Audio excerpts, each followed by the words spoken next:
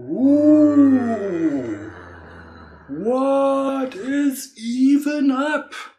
It is your boy Crabman, I guess, and this is, very appropriately, Dr. Hackenstein. From a movie that I still haven't watched. Wait, you haven't watched Dr. Hackenstein? Well, then I know what you're going to watch today. I tried once and I turned it off after 5 minutes because I was so bored. That's boring. It's a bit boring, that's true. So welcome to the Hypnotic Halloween special. Ooh. What special things do we have planned? Well, it's very low effort, so none. But we put in the light from the bottom. Very spooky. Color correction. Yeah. That's it. Cool stuff. That's it. So should be enough. Yeah, sure. Very nice. I like it. Very nice. Indeed. How are you doing? Well, I think time has kind of lost meaning in my life for the last weeks, maybe. I've been working on the Wizard and it's going pretty smoothly in the flow. So I wake up, do my morning routine, then I start working. Sometime I start eating something, not sure when. I'm kind of concerned that the volume is a bit low because okay, you keep talking and tell me when it looks okay. Here you go. Okay. Oh, I can see it from here actually. Right. Okay. Tell me something. Yeah. Where was I? All right, and then I worked the day through until like the evening when I usually prepare something to eat. Watch some movie. Finished Doom Patrol. Me too. And then I start working again until I'm too sleepy to work. And I stop and go to bed. Think about working some more while trying to sleep. And in the morning, the same thing starts again. And it's fun. I love it. It's kind of why I love being a game developer. That's exactly the thing. I feel like challenged, but not in a way where I don't know that I can do what I want to do. So it feels pretty rewarding when I see the progress, and it is progressing very well right now. Although, of course, not fast enough at all. I wish I had started with this like 3 months earlier. I think then we'll probably be able to do everything we thought out to do, and I'd be dead. So, not in a million years. Or maybe in a million years. How about you? Oh. See, I asked a question, but I wasn't prepared to answer. See, that was... No, you're too loud. Now I'm too loud. That's test noises. Okay. Okay, wait. I can actually do something about that, I think. Because I usually put in a little bit of a boost to... Alright. Because I think we're generally a bit low. Yeah. But maybe like this. Let's see how it looks. Okay. Better. So, how am I doing? I am in a weird place still. What else is new? This place. But I think I'm just like resigning myself to the fact that I'm burnt out. It's this thing where I know what I want to do. I know how to do it. I know it's very easy, but it just doesn't happen. I think last time I had that, it was to a worse degree because I was also Well, it was a horrible time, but that was last when I was still in uni. So basically, when I returned after working for the Delic, I was sitting there. You went back to uni after that? Briefly. Oh, I didn't even realize. I moved in with Paula. Right, I remember. You told me that, yeah. You were... I never visited. I wasn't All there. you guys were there once, and you watched me play Minecraft. On your brother's account. I think that was just the Minecraft craze. You wanted to show us that or something, and we were just sitting there. I was like, "Do you want to do something else?" And Nancy was like, "No, I want to keep watching you play Minecraft." That sounds about right. And it was also the same thing. Like I was sitting in front of the homework that we had, like simple programming stuff. Hello, Friedrich. Yes, ooh. Or Jana. Or both. A Red Rogue, that's Friedrich, right? Yeah. But of course, yes. I mean, they say they tend to listen together sometimes.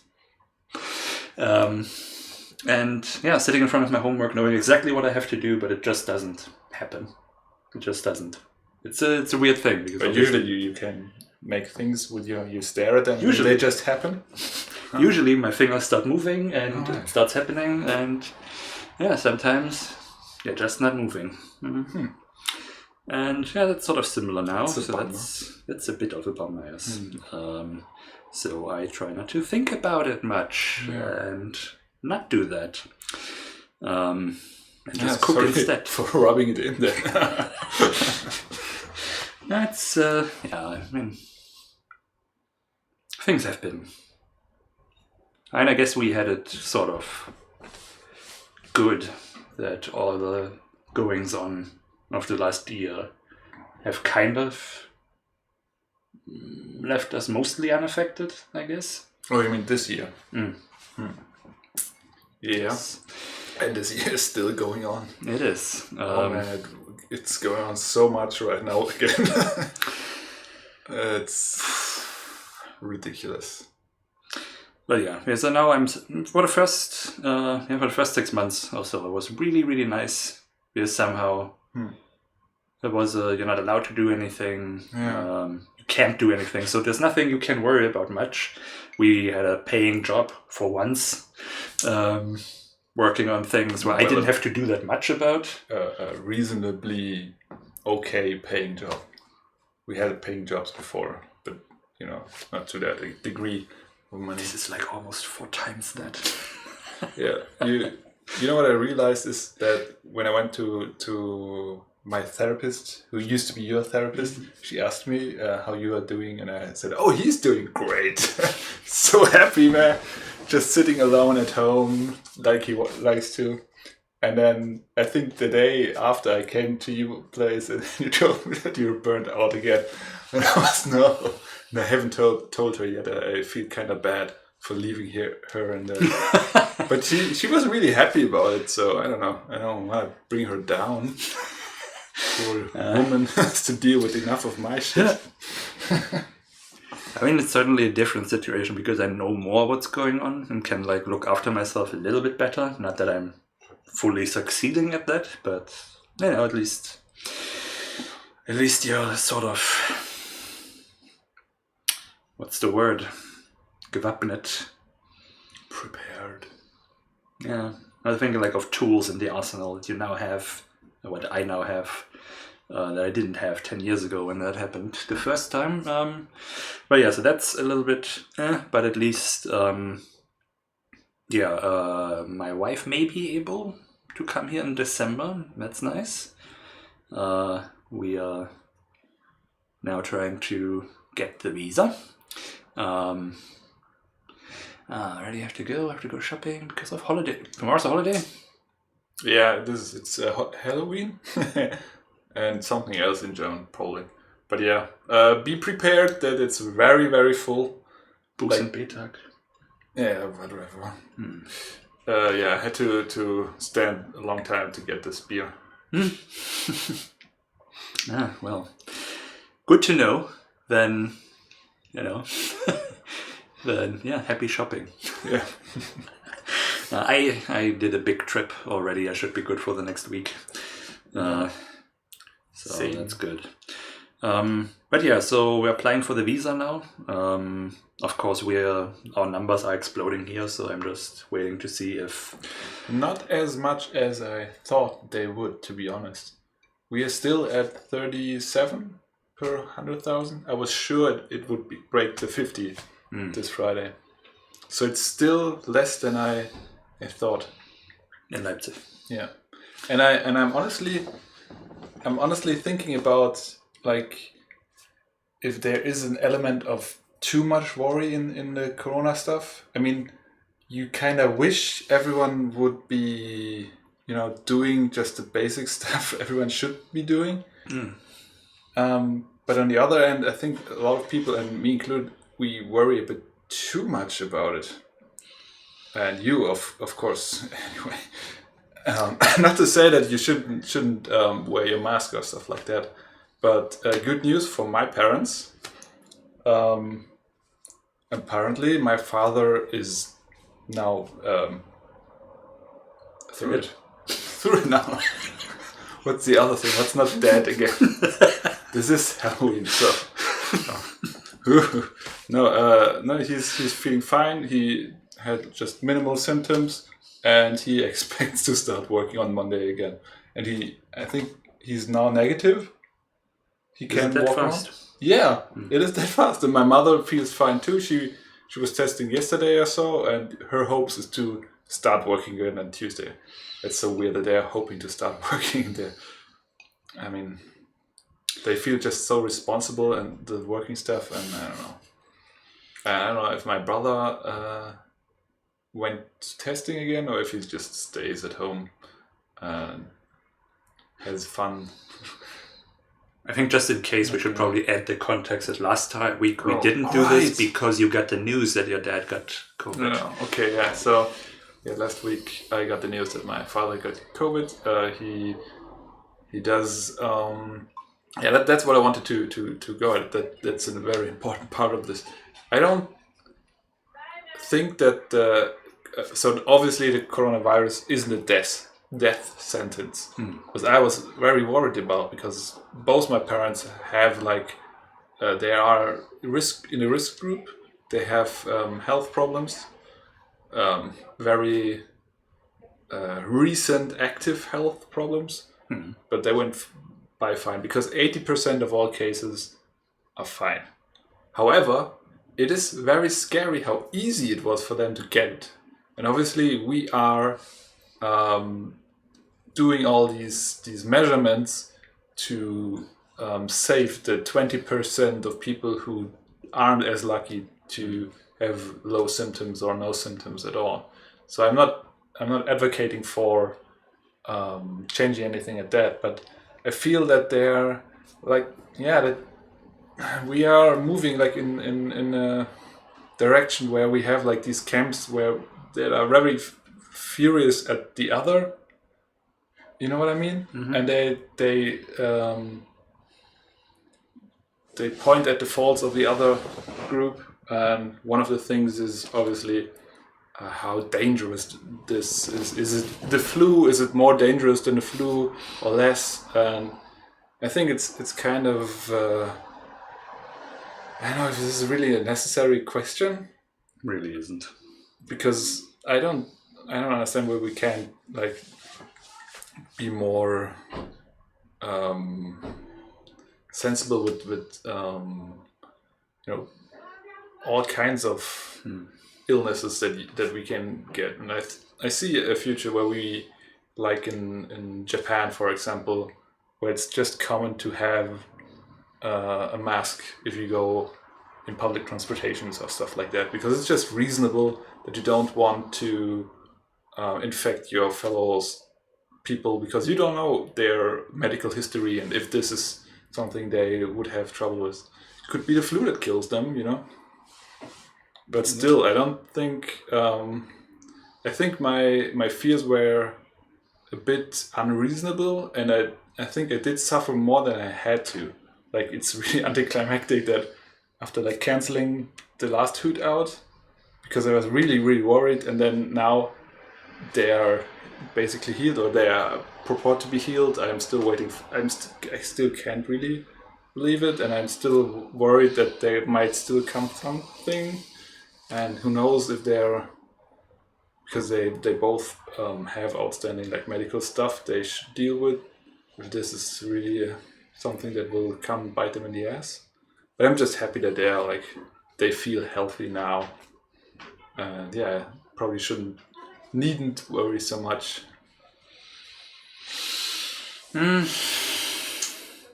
I don't know, I generally find that a little bit of fear is a good thing. Yeah, a little bit of fear. Yeah. I mean, you weren't like going out of your mind, right? I mean, of course, you're gonna be worried when your parents get sick, whether that's COVID or whether that's something else, right? It was all the time I was thinking, I was really keeping that in mind, like 80% is fine, and what happens, happens. Really, my mind was what's gonna happen if they are... Sure, but I mean, you were also worried when your mom had to get her thing redone, and it's like you always worry when your parents, when there's something with them, no matter how, like, I don't know how lethal pacemakers are, but they're probably, usually not. And still you're worried because it's just reasonable to worry about the people you love when there's something. To be honest, I wasn't that worried when she got the first one. But okay. It was just one problematic thing after another. I got worried and more worried, Yeah, I think, it's... I mean, of course, it shouldn't be debilitating. But I sometimes feel like that people could... Like, if we're not talking about, like, specific... I shouldn't have, like, gone crazy worrying until I hear back from the test. But should I worry about the COVID thing? Because I feel like people could stand to be a little afraid. Because that's a good thing. That's a good warning mechanism that there's something to care about. And I'm not so concerned that it's not as deadly as the flu or something. There's just hundreds of thousands of people who didn't really have to die. Yeah. And there's probably some more coming that also don't have to die. Today I read, I think on Facebook, someone shared, I think it was a tweet or whatever. Someone said, someone in German, so I'm paraphrasing, the car accident numbers have gone down, so we can stop using the seatbelts. Right? And I think that's a bit what I'm getting at. Yeah. You're not like all the time afraid to die in your car, and you get like unreasonably angry when other people don't put their seatbelts on.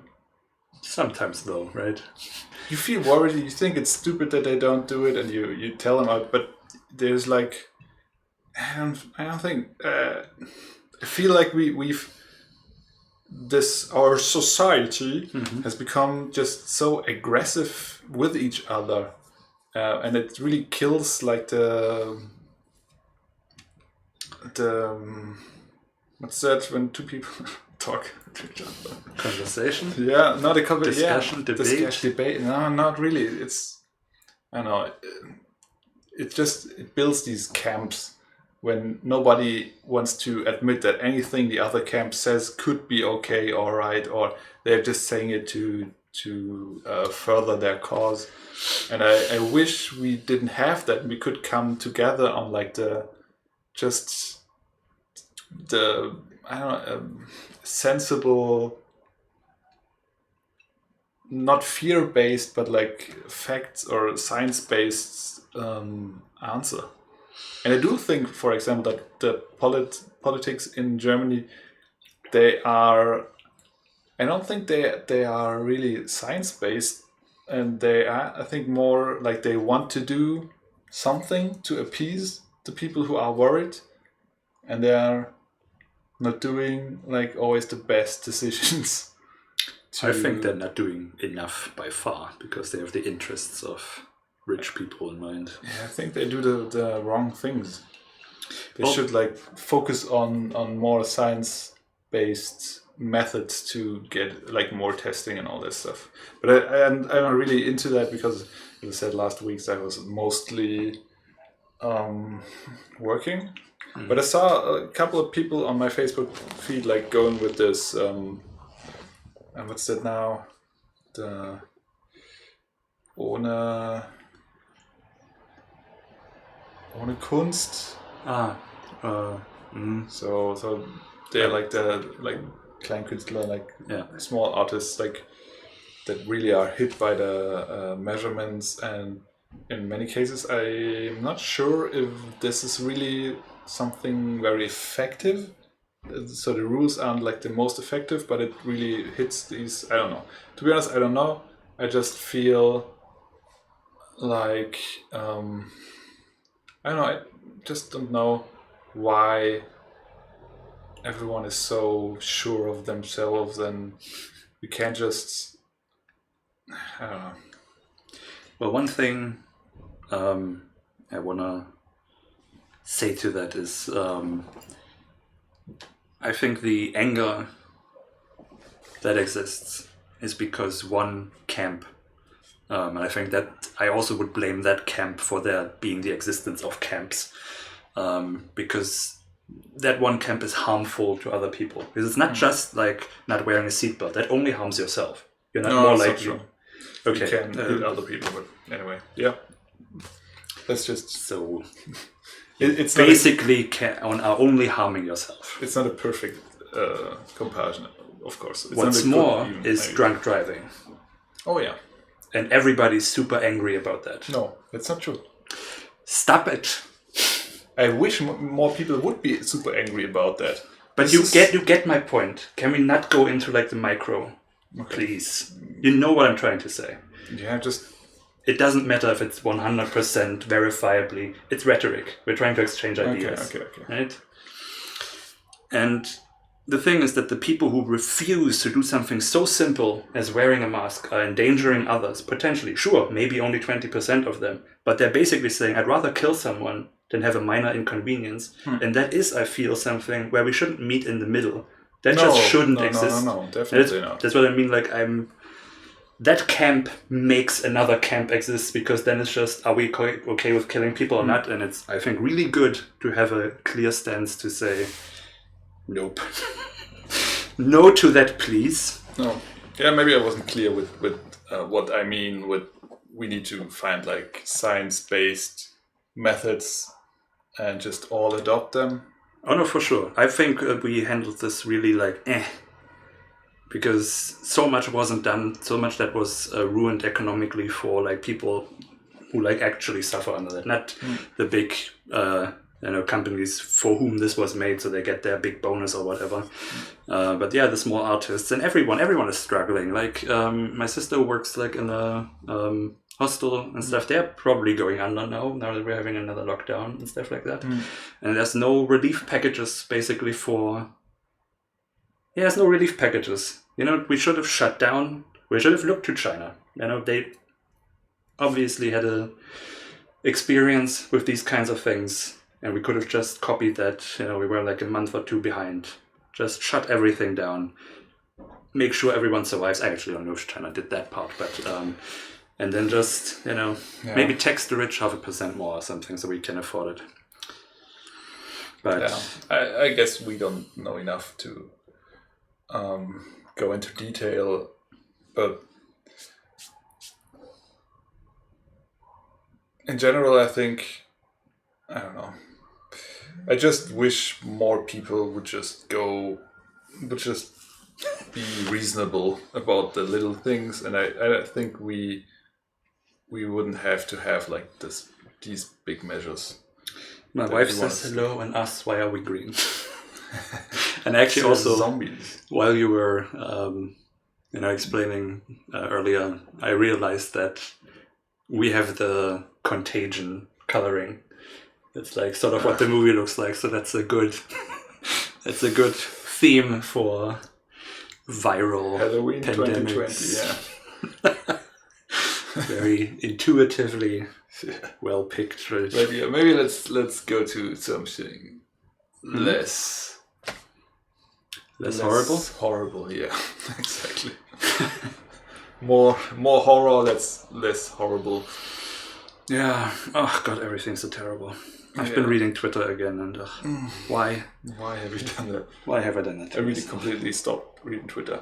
Also, what I wanted to ask you, why is your phone still like vibrating if you get a message? I mean, not like right now in the podcast, that's another question I would have.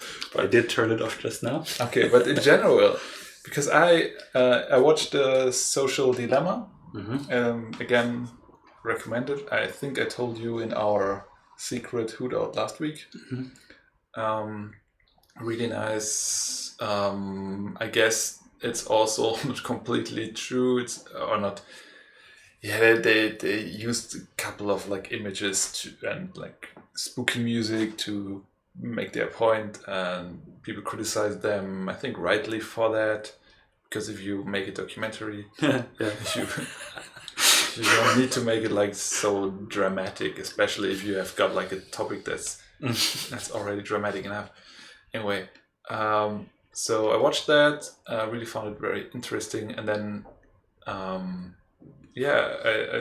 disabled the vibration of my phone. Last thing I got, like when someone writes me a message, and I felt like a decrease in stress. Definitely. Although I don't get a lot of messages over the day, but just right.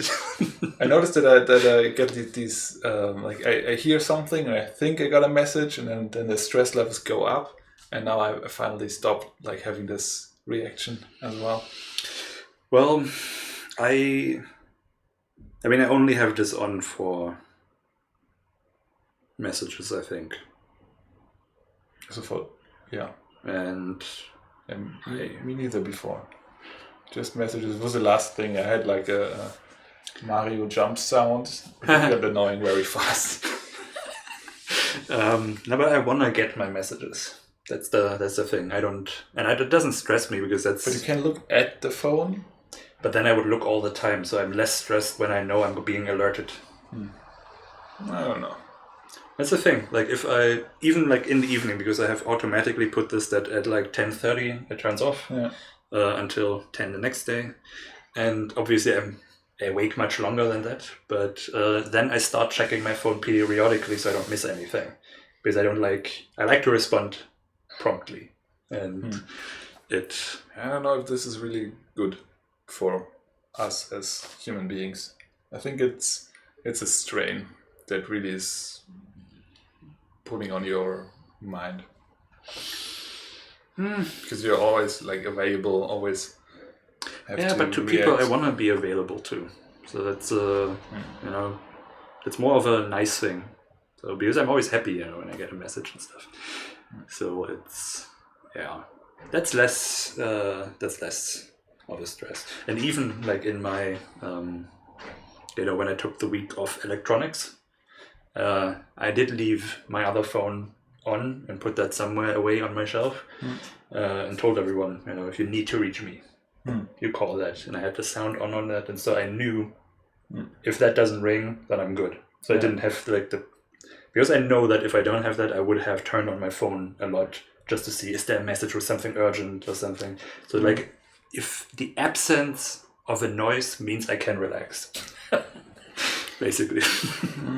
I'm not so sure if this is really how it would work, but I don't know. I can just say for me, it really helped me being less stressed, because often I would like get a message and then I didn't want to respond right away because I was doing something else. Then I felt like this pressure to respond. See, I don't have that at all. I want to respond. I want to talk to people more. I'm waiting that someone writes to me. I'm not waiting for anyone to write to me. I hate like communication over text messages. It's my favorite. Ugh.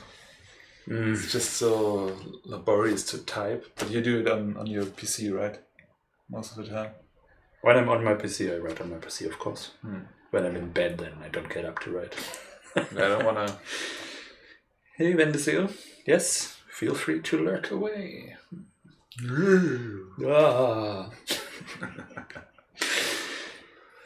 Yes. Yep. So what are some less horrifying topics? More spooky than terribly existential dread. Yeah, well, I don't know, maybe just talk about horror games, favorite horror games? I was actually thinking about that because, of course, I suggested should we like play one. And then I couldn't think of any. Do you know any horror games? Well, Amnesia, of course. That's true. I did play Amnesia, and actually I liked that a lot. Yeah, I like that really a lot too. It's got that really very nice Lovecraftian horror where you hardly see the monsters and you can't look at them because you become insane by looking at them too long. And I think it's a really great mechanic for a horror game, like one of the best, because the feeling of there's some evil presence but you can't look at it, that's true horror. That's really good. I appreciate the trickery that they do with their... I feel like we've talked about this before. Yeah, with the spider in the vent. Yeah, exactly. That was Penumbra, which I also really liked. Oh, that I really liked. Is that my favorite horror game? I guess The Walking Dead is technically my favorite horror game. Is The Walking Dead a horror game? It has zombies in it. Zombie survival? Oh no, it's not really a survival game, That's right? horror. That's horrifying, is it not? It's drama. Human drama with zombies. I don't know. Has it like shock effects? Are you really afraid of the zombies? I'm afraid of making horror? choices sometimes.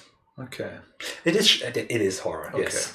I mean, there's scenes where you find someone who they keep alive to eat him limb from limb and they're serving it to you and shit like that, so it is... Wait, the zombies are serving them to you? No. So the other people... It's always the other people who are the real monsters. Yeah. Right? I remember that much. So yeah, it is not a very, very scary game, but it's certainly... But isn't I it? just can't. That's interesting, like the humans are the real monsters. I mean, that's always the point of monster movies, right? Yeah, basically we think of the worst monster we can, just to make a comparison and say... It's the person in the mirror. Still worse. The most horrible shit I can think of, still not as bad as humans. Yeah. But yeah, because in Amnesia, of course, they have enemies who are actually there, and they have cinematic enemies, but you can't tell the difference. You just see someone walk around the corner, and you're like, ooh, and you're super careful, afraid of advancing, and there's nothing there. And the mindfuckery is really nice. That is... They made a new one, I heard. I heard something, Machine for Pigs? No, that was I think that was 2013 or something. But they made now on Amnesia Rebirth. Yeah, right. Well, they're working on it. Is it released? It's released. I saw the Jimquisition.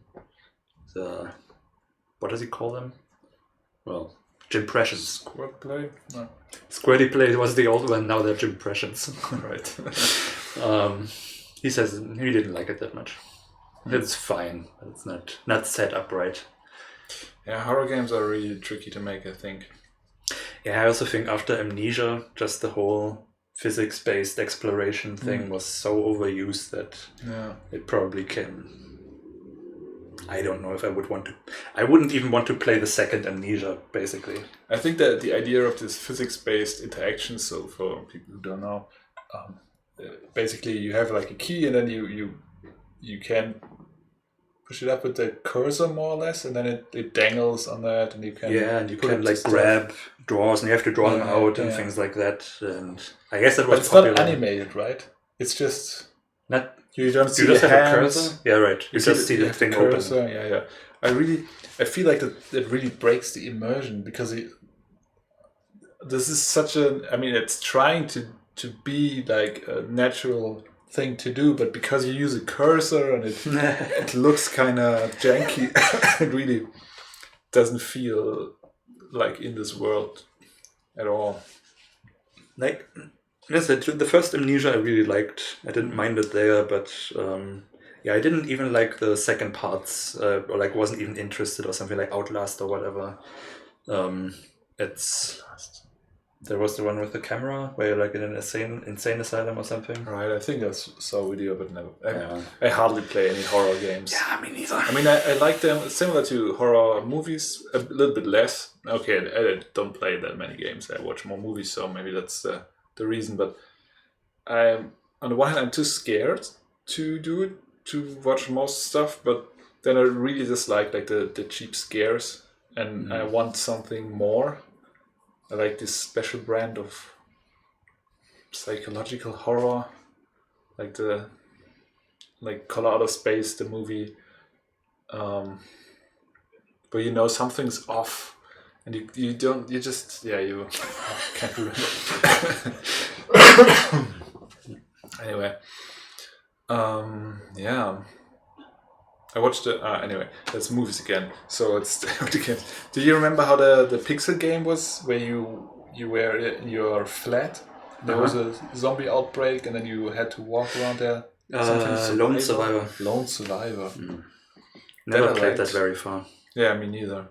And it wasn't really scary, because it's just you're not in the ego's perspective. Maybe it's pixely, but it had something. All right, I like that one. Although I played one, I think it was. No, it couldn't be Home Alone, right? Wait, I probably have that somewhere. But it was also a pixel-based game that basically the mechanic was that you, through the paths you take, basically how you navigate through the game, it would change things. All right. If you go through this door, then it would so basically, what do you call this? Like hidden decision making, I guess. And I was a little bit stressed in some parts there, just through the sound design, and like, oh, is there now something gonna be behind this door? Or, so where is it? It's basically like it knows that you are afraid of the big spider, so it tries to give you more of that. Okay, it's just called Home. A unique horror adventure. I guess I could quickly. Oh wait, I'm just gonna look at it in the browser. So, Home game. Let's see. I'm not sure if this will work. Yep. No chance. So, Home Steam maybe. Well, let's stream Steam. Home on Steam. There we go. And I like that. It's relatively short. It's sort of... Wait, that's the wrong Home.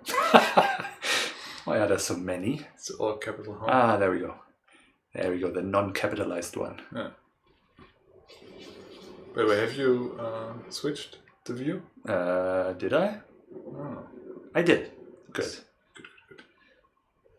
So, yeah, it's... I don't know what they're doing there with the real thingy, but yes, you walk around like this. Then you go through a door, you're not... Ooh, and yes, I did the Resident Evil door thing. Yeah, that's nice.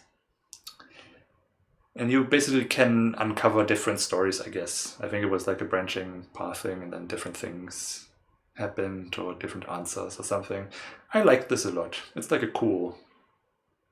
60% off? Just 150, come on. Whoa, 159. That's basically for free. Yeah. So yeah, that was... And so I guess it can work with pixel and like a little bit of fear if you build it up properly. But of course, I guess as with any horror, you can't just make it dark and expect people to be scared. You have to put some craft into it. Have you played Fear? No. Oh, that was a really nice one too. It was a really nice one too. It's more of a fast-paced shooter with horror elements. I think there are a lot of games like that. But it sounds familiar. I'm aware that it exists. Like it's like FEAR, right? With like dots in between. Yeah, exactly.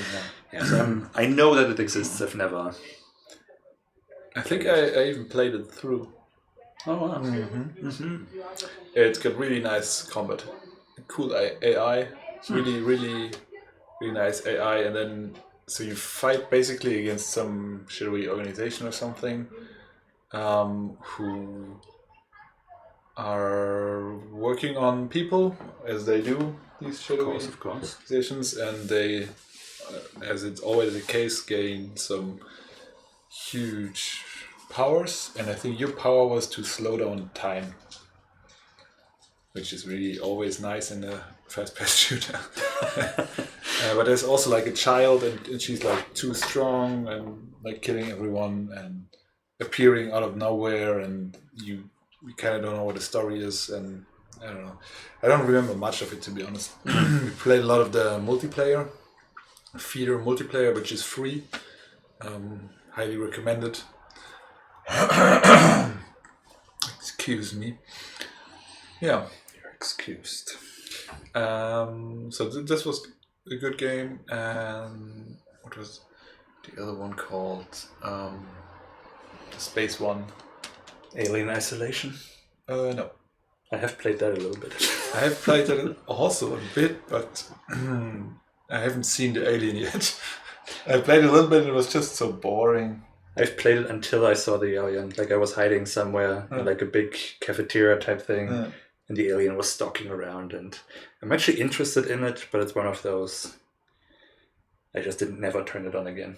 No real I was reason. so interested. I was really hyped for that game. I knew I actually wouldn't buy bought it. that for 15 euros Ooh. because like it was like reduced 75% or something from... Well, probably I paid as much. I don't know, I said it to myself that yes, 15 euros is 25% of 60. And yeah, I thought it was so cool because you run around like the designs you know from the movies. Yeah. So that's really nice. That I but really then wanted to see too. I mean, I played the first half hour or something, so maybe it's one of those things where I just didn't stick with it until I got really into it. But yeah, I didn't really get into it. Yeah. My biggest regret in purchasing that I bought something for more than 7 euros. That's rough. I don't know how much I paid, but I played it, I think, for 15 minutes. It's one of the games you install and then you wait for the right moment and it doesn't really come. And then you say, okay, gotta do something. Yeah. And then it was just like 15 minutes of walking around and didn't do anything for me. But I wasn't in the right mood. Maybe sometime later. Yeah. I really want to try it again, but I don't think I will. I really don't think. So which one did you mean in space? I got the name before, but I forgot. It's What's the it one about? where you Dead Space. Dead Space. It's Dead Space. Oh, I need to play that as well at some point. I'm interested in it, but also never so much that I actually install it. I played it back in Magdeburg, and it was so much fun. It really, really was so much fun. Everything dark, so it's completely black, and then you can play the game, and it's got such great atmosphere, and it's got so cool stuff, and it's interesting for me because the horror in the enemies in this type of game isn't that you can't see them, but they could be everywhere. You walk somewhere and then they jump out of a vent or something. That could happen every time, and it was partly randomized, so you never really knew where it was. Yeah, and then you could shoot off their limbs. They would still crawl to you. That was really that's quite a feeling. And you never had like enough ammunition, so you really didn't want any fight at all. I remember being really impressed with the design when you showed us that in Magdeburg. That the HUD is basically in the suit. Yeah, and things like that. There's some cool story about a HUD in the suit. I think you can see the GDC talk or somewhere. I completely forgot it, but there is one. Say, aren't games cool like that anymore, or are we just so we don't jaded play new games anymore? I think that's the problem. If we like bought every new game or like got it sent by us by their publisher, if you would, we would think. I don't know. Then maybe we would find the one game or another that really gives this feeling. It's like, I mean, some like playing the new Tomb Raider or something. It just seems like or like Assassin's Creed or something. It seems all like sort of samey, like nothing really groundbreaking. And I feel like I remember from back then how it was a time, right? There was Mass Effect, which was somehow so impressive with the whole cinematic aspect, and Dead Space with the design, and of course my favorite that it's in my contract, I have to bring this up, the Prince of Persia with the color cell shading.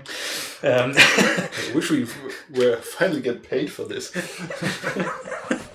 Hey, one day. Hey, what's happening with the sponsors? We're not sponsored today. Too spooky for a sponsor. But next week I see. It's too controversial with the light, you know. Yeah, I basically feel like around the 2010, 2008, 9, 10, that area, there were some super interesting design choices. And now I wonder, was that a time where they were interesting, or was it because I was new to game development and I was like, whoa, I'm thinking of this, wow. And now I'm just like, yeah, sure, whatever. Or if they just don't do anything interesting anymore. Of course, I don't know for sure because I have no idea. I don't know these people, but I have an opinion. Yes, so I think it could be true that like the creativity has decreased in the AAA realm because at first it was the game industry was kind of evolving still. Then they hit like a good point and then they just stayed there. And the AAA games feel samey because they use and reuse the same mechanics. And you go into a game and you already know basically what you can interact with and what not, and what can happen and what won't happen. And that's why, I guess, similar to movies, where you know it's so tropey, you know exactly which end it will have. And it feels just, every movie feels like it's just packing different tropes together in a new package, or has like an interesting new setting and then just puts in all the old tropes and then feels same in that regard. But I'm sure it's not that all games are like that. I think we have like so many games now, every year too many new games come out. I think there has to be like some cool, interesting, creative game, especially like the indie games and the indie studios that get bigger and bigger and can do new stuff like what's that? Cinema Sacrifice? Hellblade, yeah. I haven't played it yet. It's installed since a couple of months. Yeah, got it cheap in a sale, and now I wait until I have the craving for a game like that. But it really felt like I had this craving for this game up until I bought it. Then it was gone. Just wanted to own it. Yeah. Alright. What else is there? Let's look up something. Can we go in browser? Do you remember that game even? Do you even know that? There was a game, I'm not sure if it's even on Steam, but it's a Kiss game. Like with the band Kiss. And you could play like the different characters in like a... What? Kiss. Kind of reminded me, maybe it was just the same time as Alice in Wonderland, the McGee's Alice in Wonderland. Yeah, the kissing game, that's not it. Kiss game band, yes. Kiss Rock City? No. That's a Google app. Yeah, no. That's right. Kiss Pinball. Nope. Wait, did I switch? Oh, no. There it is. Wait. Just realized I haven't actually. Bottom left, that's it. This one? Psycho Circus. Wait, which one? On the left side, but you can just search for Psycho Circus. Oh. Psycho Circus. That was a bit of a horror game. It's a shootery horror game.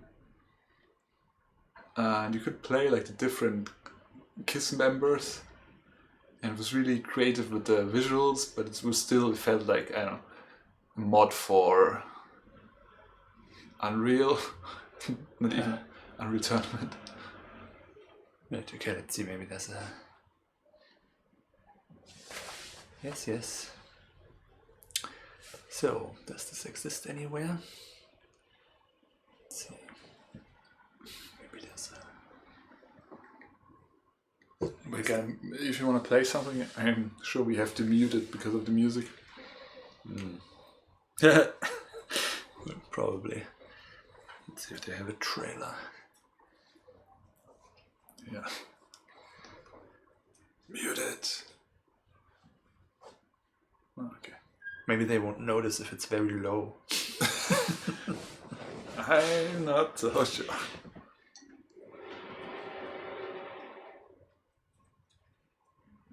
In the depths of hell, in the darkest corner of reality, lurks an evil so deadly, the home and breeding ground for the nightmare child. Prepare to be disturbed. Prepare for the horror. Pilot down the path of salvation. Transform to God-like power. Utilize the 4 elements: earth, water, fire, air. Rebuild the power of the elder. Prevent the birth of the nightmare child.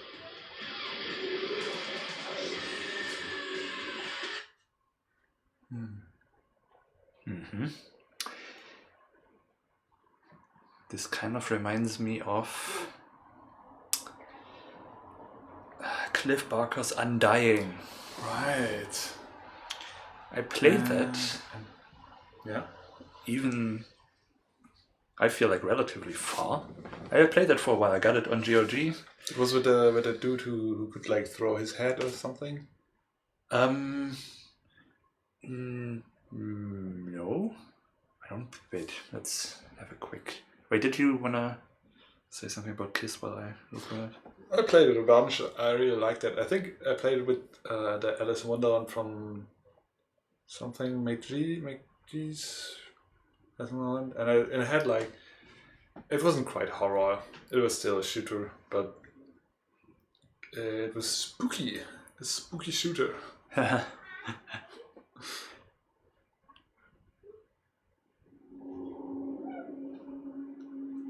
Isn't it great when trailers really thought you would stick through something, an intro like that, when people still had the time to watch something like that.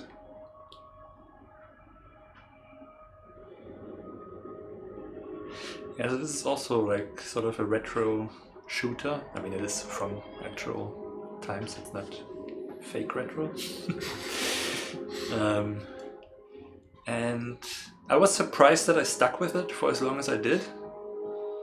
Because, well, you know. Yeah, you don't like video games. I don't. I hate them.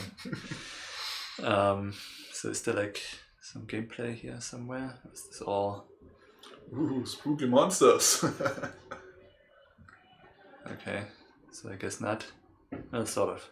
Okay, so this is what you look like. That's you.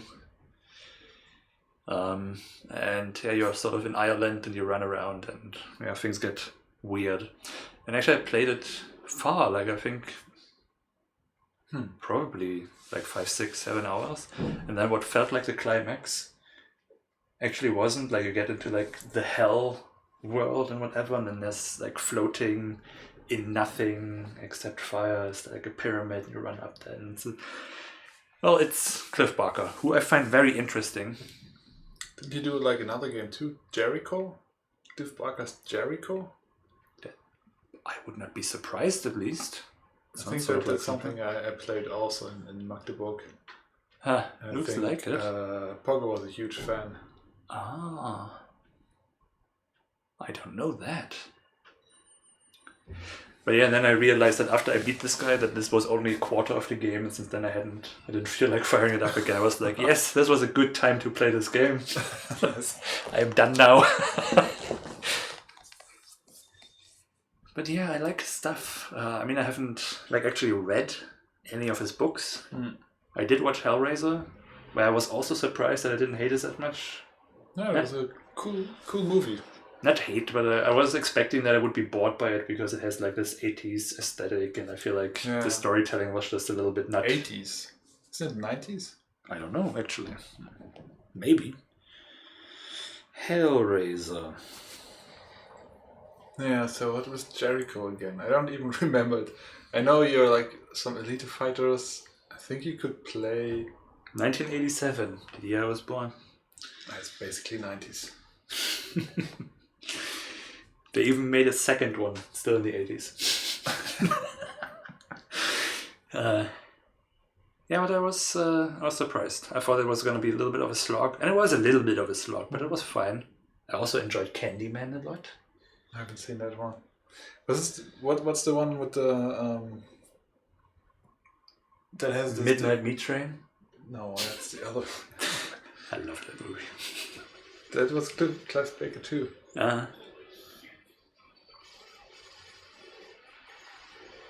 No,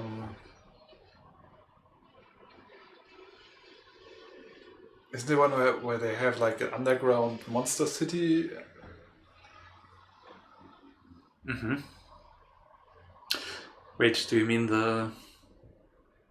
That is really, is it queer coded? Is it... I know what you mean, yes. It's about coming out if you really think about it. I mean, a lot of these have queer undertones. Because Cliff Barker is a gay man. And is he now? Always been. Oh! And... Well, yeah, I think it was something with blood, right? With some musician. I didn't know. That we can find out. What was it? Yeah, it's with this guy who comes like to like this weird town, sort of. What was it? I think I watched like a Movie Bob episode about it. Nightbreed. Nightbreed, right? Yeah, I was really interested in watching it sometime. You can find it later. I think Nightbreed was like I thought Hellraiser was gonna be. Ah, okay, it's you watched it already. Oh yes, I've seen it. I've seen it. Okay. I think there was also wasn't. I think I'm just now mixing something up with something that the body horror guy did. Which one? The fly The guy? guy, yeah. What's his face? Cronenberg. Yes. Or did he do Nightbreed? No, right? No, I don't think so. No, Kurt Parker directed that. Wait, Cronenberg. But I guess, he was in it. Maybe that's why I'm confusing that with something. What did I think of just now? As if that was a... not Shivers. The Brood. Ah, okay. The Brood. That was also so. But yeah, I feel like he does interesting stuff. And I feel like you can sort of tell that there's kind of a queer perspective on the horror. And that I find, of course, super interesting. Nightbreed was fine. Yeah, it's one of those. I mean, if you're in the mood for like sort of a 80s B-movie, not the cool kind of B-movie, but the real B-movie type.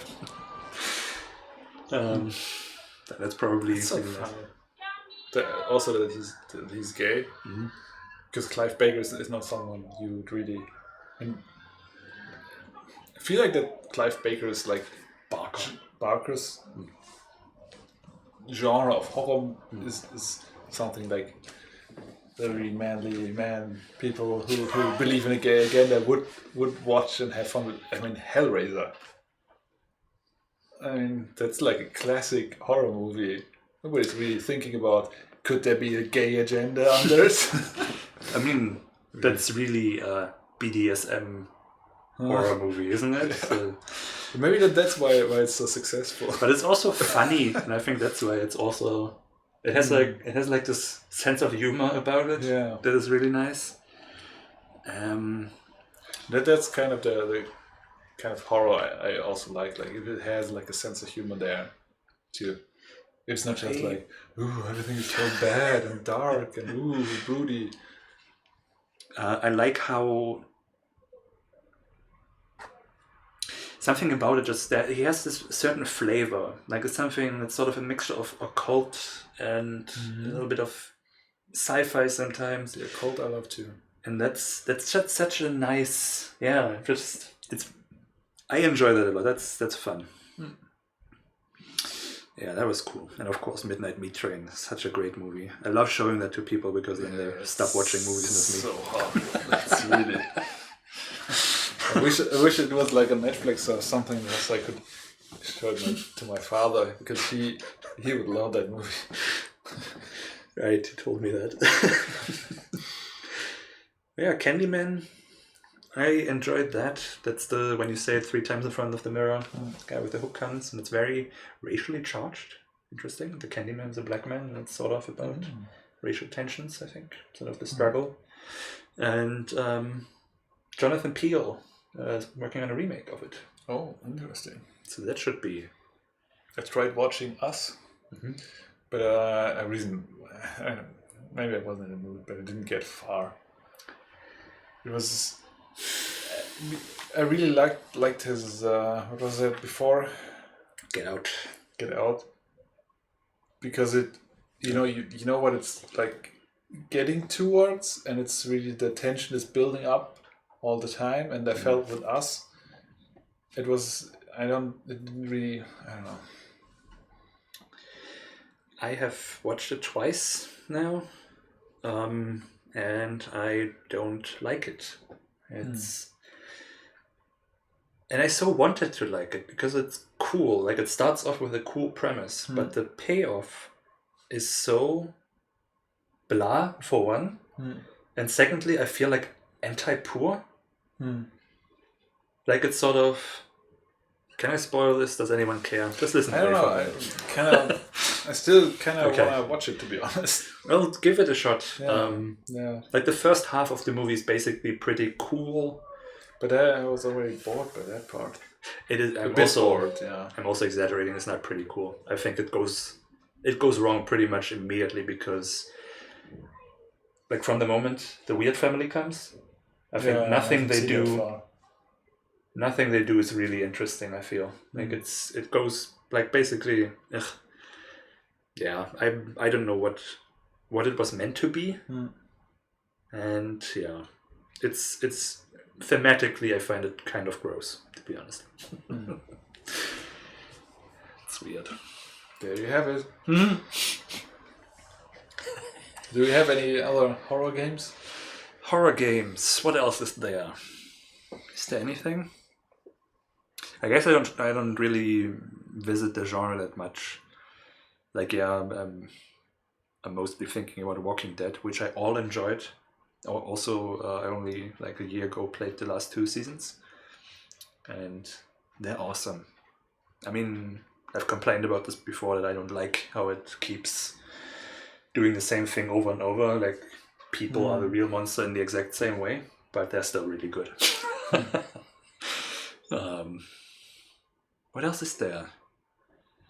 I feel like in my youth I was playing more horror games than I am now, but I was playing more games in general, so maybe that's just the reason. I guess maybe Blood. Was that a horror game? I guess. But I don't remember it either. So Silent Hill. Oh Jesus! I even have it here. I have the cheat sheet with me. You said it just before the stream. Right, Silent Hill. Best games I never played.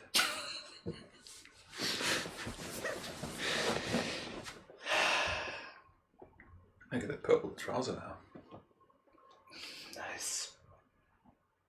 Trouser because I just have this leg, the other leg's gone. So only one of them. Yep. Oh, what is there to say about Silent Hill? It hasn't been said already. Cool stuff. And I guess I've been looking into like Japanese horror more because of the project that I want to make eventually. Did we talk about that already on the stream? Or didn't we? When is it? Do you know? I think we did. Pretty sure we did. Like probably not in any kind of detail, but yeah. And there's some interesting things there. I especially like the what is it? Oh, we were just wondering, did we already talk in past? Do you remember us talking about like Japanese horror games and how the next project that I would like to do next year is going to be sort of a return to that sort of Quantic Dream meets Silent Hill, basically. Because that sounds kind of cool to me, having kind of PlayStation maybe 2 era graphics. He doesn't recall. But yes, I think I was looking on stream. I was looking for Siren, and I couldn't quite remember what it was. And I found it after. Because Siren is a game made by the same people as Silent Hill. And it's basically about Japanese small town where the people get infected by sort of spirits or something. Well, they're suddenly just evil, and you play. I think it's not that much different in gameplay to Silent Hill, just different setting a bit. And what I thought that was really cool that they did is that they projected, instead of having geometry for actors' faces, they like recorded their faces, also in a really funny way, because they held like their heads while they were recording it, so they kept their head straight and stuff, and then projected the faces onto the mesh. And it looks a little bit unsettling, a little bit uncanny valley, and that's something that I would like to... Very uncanny valley, to be honest. Like to try, and there's a bunch of really cool games that just came out during this era. There's this YouTuber. Yes, wait, something about PlayStation 2 graphics, I remember. But that was on the Spiegelfelden stream. Yeah, I think we talked about it on their stream in chat. There's this YouTuber, Nitro Rad, who does like retro reviews of these things, and I watched like all 30 or whatever he has from like games, and something I found really interesting was called Rule of Rose, which is basically a young woman comes to the bus doesn't crash. She like gets off the bus because a kid was there, and she wants to like give the kid something back that lost, and the bus drives off, and so she has to stay in the middle of nowhere in like this orphanage where there are no adults, and there's like a leader of like a small girl who's like really cruel, and then it's again Silent Hill style. Suddenly there's some monsters and stuff, but it sounded really fascinating story-wise, and yeah, there's a bunch of, especially like I think the PlayStation 2 era was really good for horror. I think that generation was full of some really fascinating. I mean, a lot of them sound like they wouldn't be fun to play, but they're fun to hear about, basically. Yeah. Do you think it's part of with the graphics, like how VHS had this very specific effect that made it that's more interesting, especially like for horror, because you have to, you imagine more into what you're seeing. I think so. Like when I now look at horror games, or like when I watch the series and he's playing one of the newer ones that look great, but don't feel as moody. This, like, I love the first Silent Hill, like how janky everything is. And I don't know, it's just something so unsettling about it. Maybe that's because, I first saw and played the demo when I was like 10 or something. But I do feel that this specific kind of jank is just unsettling. And yeah, that exact VHS thing. You don't have the details, so you imagine the detail into it, and it's always gonna be, your imagination is always gonna fuck you up more than anything really could. even the really cool ones. Evil. Because I remember playing Doom. Yeah. Not the first one, not the new one, some Doom in between. Doom 3? Probably Doom 3, yeah. I think that's the only one that is between the 1 and 2 1 look and the 2, same. Obviously, yeah. And then there the 3 is the first 3D one, of course, and then I think it was the new one, right? Or was it Doom 4 even? I don't know. Is there a Doom 4? The one before the one we have now, Okay. I think. I'm not sure. It doesn't really matter. Possibly. because there as well I was playing it like completely in the dark. But at that time, my brother had just bought and built his own PC. So his one was better, and the graphics card came with the game. So when he went to bed, because he had to go to school in the morning, I just went there and sat on his place and started playing. And the thing is, so our beds are on the directly under the roof, and then there's like a stairs down, and I was exactly sitting behind the stairs playing the game completely in the dark, and that fucker just came down at a random night and just tapped me on the head, and that really fucked me up. That was horror. So yeah, the one before 2016, right? Like, not the... Yeah, I think it was sometime around when Oblivion was the... Yeah, because, I mean, there's 2 new Dooms now. So, I'm guessing it's... Oh, two new... Yeah, there was the new one, and now there's been another new one. And... Right. Is it but no, you mean Doom 3D, I'm guessing. Probably. I mean, that's also the time when games came with graphic cards, right? I haven't seen that in 20 years or something. When was the last graphics card you bought now? No, this one. So 6 years ago, and I did not get one. I got the last one with actually that. No, not that PC. Actually, the one before that, and I got Prince of Persia: Sands of Time. Of course you did. Not the cool one, the Sands of Time. It was also cool, but it's not the best one. It's not the cell shaded one. So where's the cell shading? My brother got Doom and something else, and I took Doom and said it's too violent for you. You can't play it. Then I installed it on his PC so I can play it. Oh wow. Yeah, but he got me, and I'm sure he played it behind my back, as I would expect. Of course. That's how it goes. I mean, I wouldn't know. I don't have an older brother, but... Yeah, Doom, the 2016 one, I also played like the first 20 minutes, and...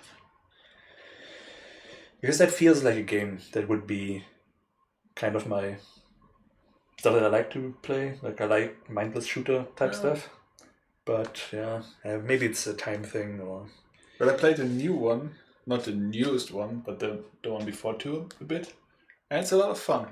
But it's missing the story hook.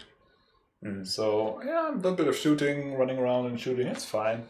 But you're not, why am I playing this? There's not really anything that brings you back, except if you really love the shooty thingy. Played it a bit, uninstalled. But I really liked it. It was just, I don't know. Yeah. Yeah, I think I had that. Yeah, I mean, usually that's sort of my genre for like just mindless fun. Like I love the Far Cry games, or like the ones that I played in Crisis and things like that. You know, you just fire something out, you run around, you click some people dead, and it's fine. You know. But yeah, that was also confusing for me that I didn't like really get into Far Cry Primal, because I was so interested in it, and then I again just played the first 20 minutes and ugh.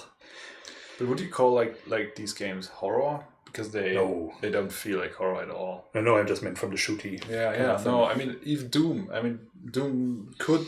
I guess it should have been horror action. It's not. You don't feel dread really. It's like a fun monsters, kind of horror. They're not like violating you in any way that upsets you. No, you're the hero. You're awesome. You're just like it's power fantasy, and they are just monsters. Yeah, that's the only thing. And it's they're gonna kind of wanna spook you with the gore and stuff, but it doesn't really feel. It feels like plastic gore. Like they put like I don't know. Yeah, it's nice and colorful. Yeah, colorful. Right. Doom 3, maybe. I haven't played that one. Yeah, I think it's supposed to be. It was certainly from how it was built. Like you walk around and in dark corridors and shock moments. Very much unlike the new one, which was new too, probably, which are just jumping around and shooting like the first ones were. Oh yeah, The movie. the movie. Haven't watched I it. I like the movie too. Is that with The Rock? Yeah, with The Rock. When he finds the BFG, it was a lot of fun. Or just I think the movie is like is bad action movie, but you can it's a popcorn movie. But then when they go first person and you see him running around with a gun and that made something for me, and that really made me consider the movie something I find good. Yeah, I would say it has something. I say maybe we can watch this. So Fun. I listened to the Spin-off Doctors episode about it by Jim Sterling and Conrad Zimmerman, and yeah, that really doesn't sound like something I'd enjoy. I would have that's the thing. I would have had to see it when it came out, when I was still young enough to think that's cool. So that I now can rewatch it and think, hey, that wasn't so cool after all. But Elephant, have you ever watched that? The Columbine Massacre movie? No. And that was really good. It's like from 6 kids' perspective. Like always the same day again. And they also have like when then it's the killer's perspective, you have the ego shooter moment. And that's... I mean, it's also like a while since I've seen that. I was very young, so I don't know if the movie is actually that good. But I remember finding that, of course, incredibly disturbing because, well, that's what it is. But I think that's the kind of horror movie I don't want to watch. And I really regret watching Green Room for exactly that reason. Right. That really fucked me up. So people don't watch Green Room if you're like squirmy at all. The violence is just too realistic. The setting too realistic. You feel a bit let down by that one. Yeah, I don't... maybe, it's just like what happens is so disturbing. I can't even tell you about the movie as a movie. Yeah. It's just the violence that sticks out so profusely. Man, I don't even want to think about it because I know I'll get flashbacks. Which I had after watching the movie. I got the images came back just when I wasn't being like thinking about anything, and then they just came back like, oh, I don't know. Yes, I love gore effects, but if it's too realistic, I can't cope with them. I mean, I love the bad taste and that's gory stuff because it's just fun. It's just fun. Or The Thing. Oh, The Thing. The Thing is such a great movie. The old one, not the oldest, the middle one. So. Right. Apparently there's a 52 or 51. Yes. And then there's we had that in film studies, right? Maybe. I don't remember. Because I haven't seen it, but I've seen something about it, and I think 50s. It was from the 50s, yeah, it was film history of the 50s. I just remember them telling us about how the characters always walk through the doors for the entire movie, and at one point there's the monster behind the door when they open it. It's like the setup of like always doors being opened. Meet the Feebles. Yes, that's not horror. Yeah. That. I think that. I think something that I recently watched that I really like almost feel like that was not okay, even though it's not that violent, but just like how the violence is a film called Goodnight Mommy. It's on Netflix. I guess it's kind of recommended. I mean, it's a German or like an Austrian movie, so they speak German, and that's weird for a second, but it is so that's a movie where I get flashbacks when someone talks about it, because it's so deeply uncomfortable in such a... I don't even know how to describe that. Like, something that fucks me up about horror movies is when they're so hopeless. You know, like, that's something that I kind of enjoyed about what I like. Actually, that's what I like when horror movies like hopeless, when the evil wins at the end. Nobody survives. There's sometimes a degree to that. Like, for example, I guess you haven't seen it, but the Zack Snyder, James Gunn, Dawn of the Dead remake. Yeah, I haven't seen that yet. Kind of cool. I mean, is it a spoiler if I tell you about the post-credit scene? And you know the original anyway. Well, in the end, they escape the the thingy, what's it called? The supermarket, the mall, and go into a ship and drive to an island. And you have, during the credits, you have like segments from like a handheld camera where went around with, and they arrive at the island, and you just have to go a couple steps, and you hear something. You see the zombies coming running out onto the pier, and he drops the camera, and then the movie's just over. That's like, that left me with such a like there's just no hope. And Goodnight Mummy, in a very strange way, also has this hopelessness that I find that that's unsettling in a way. I like that. If everything is hopeless, then well, your fuck ups don't matter. I find it comforting. 28 Days Later. That's a movie I think we should watch. Maybe we can find that. You haven't watched it, right? Of course I've watched it, but it's a long time ago. Okay. I thought it was so, but I'd be interested to see it again. And we watched that one.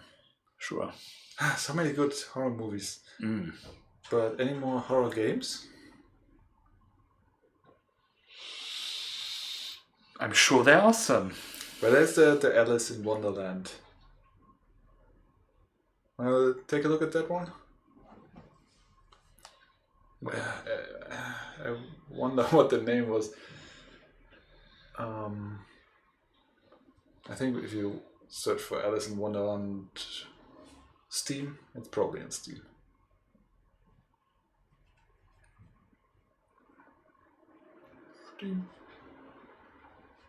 Not Disney.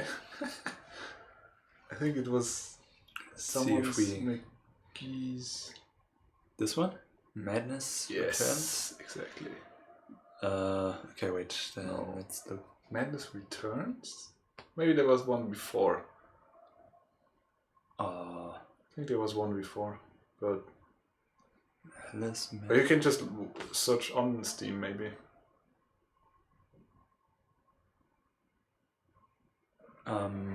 So wait, is this a sequel? Yeah, I guess. The secret to Alice Isn't Great. Is that the one you mean? Wait, it says here, the sequel? American McGee's Alice. Yeah, Isn't Great, isn't Oh. Yeah. Oh, that's the guy who does the Pirate Jam. Is he? Mm-hmm. No. Indeed. American McGee. Wait, what? You wanna watch a trailer or something? I'm not opposed to it, if we can find one. Okay, let's see, trailer. That's a game I played, I think, fairly far. Fairly far. Yeah, it was fun. Fairly a little bit fun. horror. Well, it's probably not official. It's turned over. Although the book looks the right way around. Not true. Dead! You can enable the sound.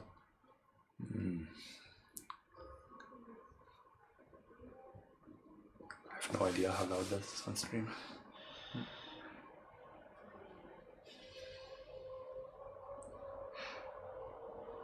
Oh, maybe I saw a squirty play of that. Font. I mean, the effect. I guess in 2000 that was new. Ooh, imagination becomes madness. No.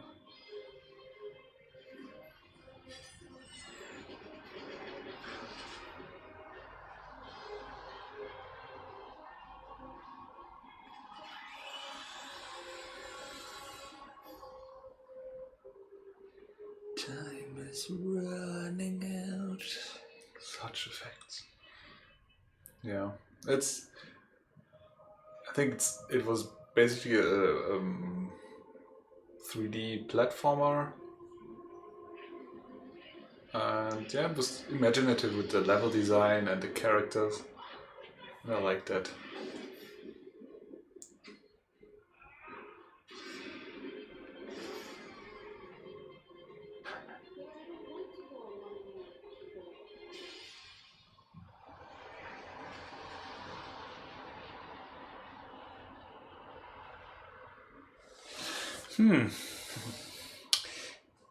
Interesting. Yeah, probably a bit too old to be enjoyable today, but did enjoy it back then. Yeah. Worked. The ID, yeah. I like the first one, says Friedrich, but the second I stopped after a short while, although I don't remember why. Well, interesting. Don't feel bad.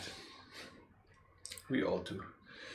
It's half our gaming experience. It's not really playing it very far.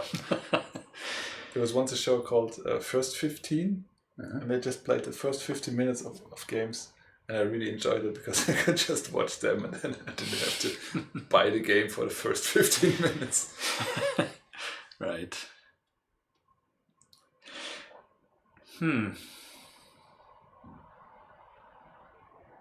I was thinking of something while the trailer was running, and now I forgot again. But it was more of a, would you count this as a horror game? So it probably wasn't one. Wait, do I have any other tattoo clues? No. No. Well, what's your favorite horror movie? Oh, where to begin? Okay, so The Descent. Oh, so good. It's about many things. Among them, people going mountain. What do you call it when you go into the mountain? Not mountain climbing? Mountain inning? Mountain penetration. And it's so like the first part when you just have the regular claustrophobia of like going through tunnels and getting stuck in that, like that's my nightmare right there. You can cope with that pretty good. Claustrophobia, that's like one of yeah, it's kind of comfy for me. Like if it's tired, it's kind of nice. Cave exploration. Yes, 100 points for Friedrich. Most of the things that James Wan does, the Conjuring movies. Oh yeah, The Conjuring. Awesome. Might be my favorite horror movie. It's just the right type of horror, like the occult, like this fear that there is something else, that you can summon some evil spirit. Yeah. That I feel is basically what we're trying to do with The Wizard. Like that, The Conjuring is so good, like you remember classic 80s horror movies. Right. Like I've watched Amityville horror and stuff like that, and they're not good. But The Conjuring is like those movies in the field, just good. And I love that. I love the second one. I love the Insidious 1 and 2. I haven't watched the other ones. So yeah, I just like their approach to horror, where they like have good explanations for all the typical tropes. Yeah. They are moving houses.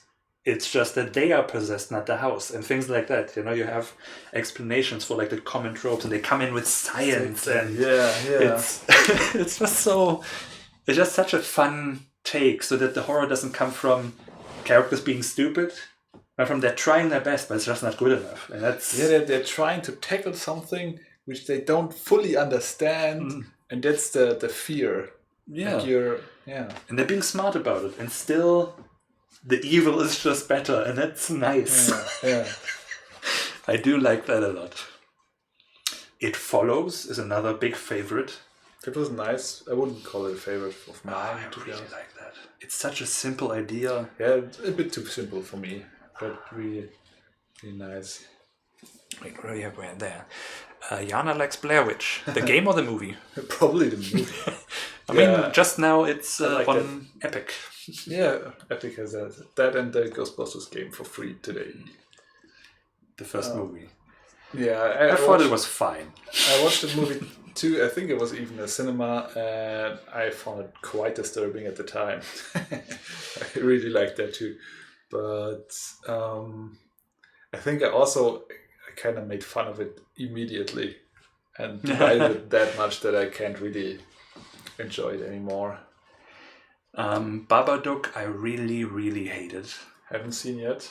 That was cool. I found it so tedious. But it's always nice when people enjoy stuff. And Paranormal Activity, I was always really annoyed by. Then I watched the first one, like in terms of because it was just so hyped. And of course, I'm too good for all that hype. I haven't seen that one either. It was fine, I thought. Not as bad as I thought. Sounds similar to like because it's like this tropey. Yeah, similar to The Conjuring, that you have like the horror trope in a bit of a more sciencey based onlook. I felt that maybe that could be the movie. I don't know. As I said, I haven't watched it, but I looked on it and I thought like that could be something for me. I think what bothered me about that is exactly what The Conjuring does better. That a lot of the actions that the characters take are kind of dumb in some places. That is like they're being a little obtuse and don't react well. And makes me angry. And so it feels like Really hates The Conjuring. oh, I see. You hate good movies. That's why. The Haunting of Hill House. Is that the series? The series. Yeah, it looked interesting. Yes, especially if, that it's based. Yeah, that's a little bit of a sketchy part. But as a movie, as someone who's very not in the know about these things. Yeah, that's true. The glorification of basically. Yeah. Yeah, it was really problematic. I looked into it a bit, and that's really not cool. But the movies just feel so nice. I love Vera Farmiga. That's like one of those actresses where I don't know what it's about her. She looks like she has a weird face. That's the wife of. Okay. Weird. I wouldn't call her face weird, but yeah. That's somehow unusual. It's sort of like Tilda Swinton. It's just like a one in a million face, And she has she radiates such a motherly kindness. Yeah. And it's like I always think, I just want to hug. Yeah. What was the Oculus? That was nice. Felt very similar in a way. It was that with the mirror, and they're trying to destroy it. Really, it was really good. I mean, on rewatch, I didn't find it as good as I did the first time, but it's really good, and it's by the same guy who did the Haunting of Hill House and Bly Manor and of course Dr. Sleep and Gerald's Game. Oh wow! Yes, Gerald's Game I haven't seen yet. Also a Stephen King story, so he's really good at those, and of course getting better and better. So I also saw his first movie, which is called Absentia. Was it his first or second? But that was sort of it's sort of about a what's that called, like an Unterführung. Sort of a tunnel, walkway. No, subway is It's basically just a tunnel that goes below like a train track or something, and people disappear at a spot there. And it was his first, so I did watch Wreck. I thought it was kind of. I haven't seen it. Didn't. A lot of people seem to really love that. Maybe I need to watch it again. But when I first saw it, I was kind of I don't know about that one. How are you about the Ring movies? The Ring movies. So when I was 16, I thought the first remake of The Ring was really cool and scary. And sometimes I still think of scenes of that, which are kind of like, ugh. I'm sure it's a bit... A lot of people are, I think.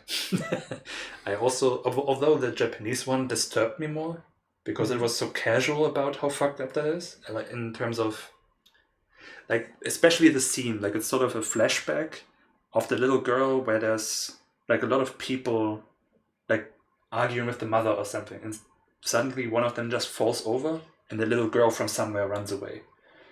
And it was just so matter-of-factly that it almost felt like when you see a real death that looks so blah, like so weirdly your mind whatever. Kind of can't cope. like doesn't understand what's happening. It's not as flashy or as big as in the movie, so there's something deeply disturbing. Like if you've seen someone shoot themselves on video, it's like weirdly, it's just a little pop and they're bleeding a bit and dead, and it's so weirdly mundane. And there's something so fucked up about that. I'm still like just triggered from the green room pictures. They still come back to my mind now. Oh man. But I have not watched any other of those. I thought The Grudge, the remake, was really like there was something that really that got me in a fun way. That was really scary to me. I watched it in the cinema, and yeah, I couldn't have been. How old was I? 16, 17 maybe. What was it like the earliest horror movie that you watched? Maybe the first Evil Dead. Okay. And that did weird choice. Fuck me up also a bit, like the tree rape. I remember that. I haven't seen that in ages. And I really only watched I think I watched the first two just once, and then only the third one. Yes, Army of Darkness is the first one that I saw for sure. Okay. I mean, it's more horror comedy, but that one has really fun with it. Well, I for sure saw it before the other one because my uncle had it. Apparently, the Ash vs. Evil series on Prime isn't bad. I heard some of those things. I'm still too afraid to check it out. So Jana's first one is Nosferatu. Ooh, nice one. That's a classic. Also only know that from Because You Know That. I don't think I've actually watched the whole thing. I know like all the scenes. I don't think I've actually sat down to watch the I watched it sequence. twice, at least. I watched it once, the normal version, then I have one with, I don't know, some metal group replaying the whole soundtrack. It's just like metal in the background. And that one really, really is fun. And I still want to do like a movie night with that one. But, yeah. Actually, when I was 11, when I was 10 or 11, I watched Blade. And no, that's not really that much of a horror movie, but oh my god, the beginning, that so unsettled me. Like I was at a friend's birthday. What happens in the beginning? I don't even remember. It's when they go to the club, and then in the club he like has the and then it's also and of course you have the birth first and everything. It was so I left the room to not watch the rest. Ooh, wow. And then it was at a friend's birthday. And they were like, let me and I was like, I can't handle this. And then later in the evening, like when we were sleeping, we threw it on again. And then I actually watched it, and it wasn't so bad as the beginning.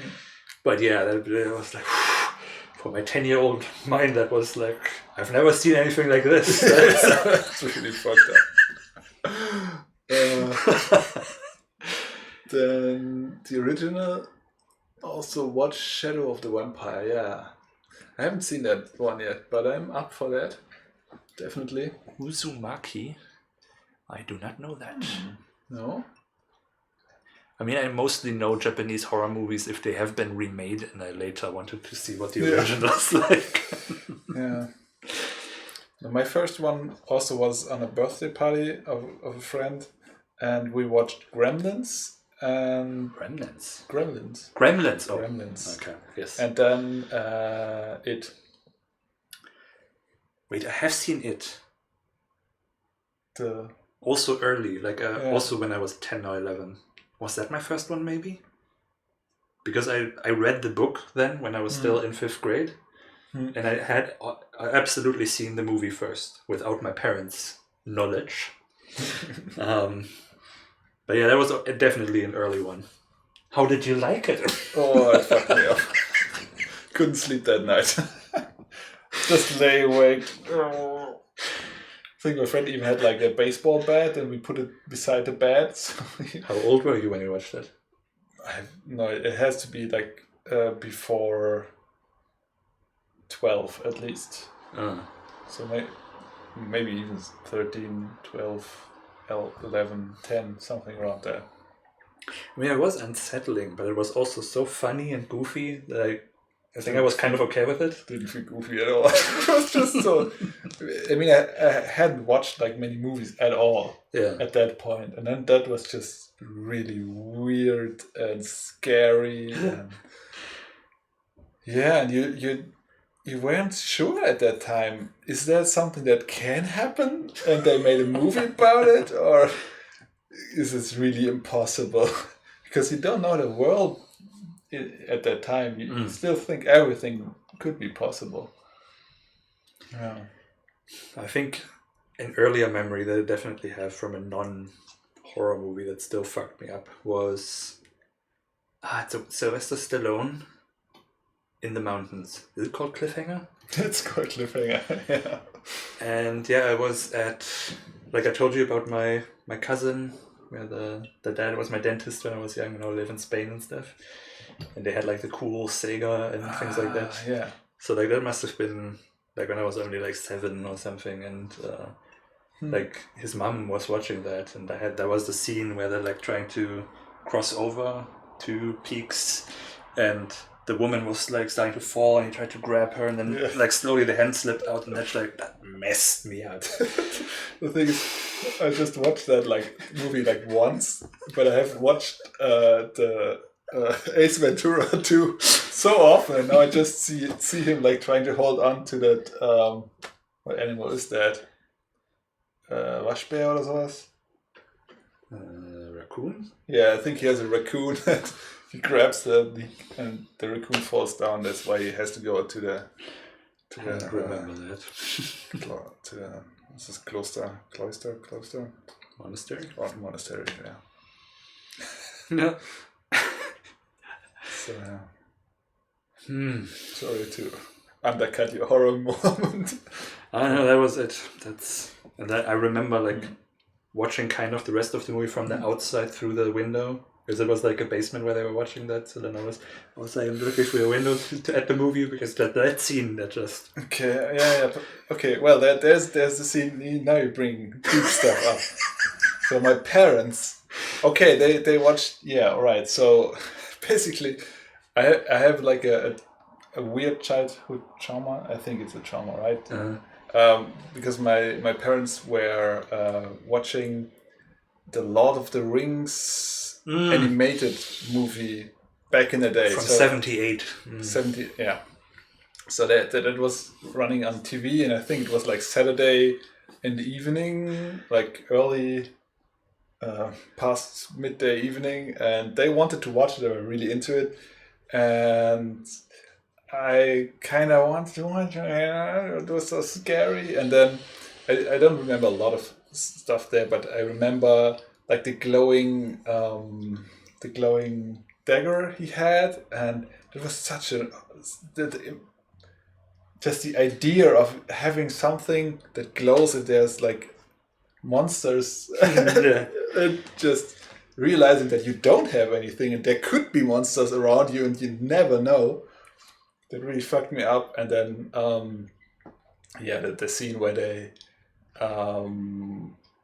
they meet Strider, Aragon, and then they go to bed, and then the orcs come, and then they slice up all the beds, and you don't know if they are there or not. But it was like, for me, that was just too much. I thought they were all dead, and what kind of movie are we watching here? But since then, it has been getting. I'm basically over it now. But back in the day, I got so paranoid that whenever I went through a corner, I would turn around and look if someone was following me, and I was always thinking that people were following me and people were looking at me. And sometimes I still get that feeling that there's someone watching me, following me around. And I think I got I got paranoia from that movie, watching it. Like, I don't know, I don't know, maybe I was 8 or something. That really was too messed up for me.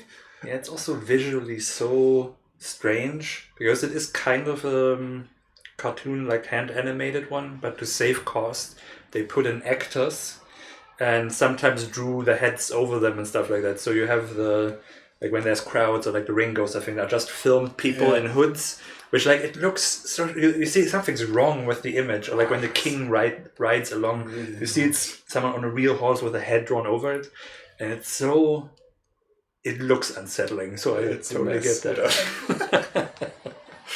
Yeah. So that was the one thing. So just to be complete here. So the second thing that really messed me up as a kid was Down by the River.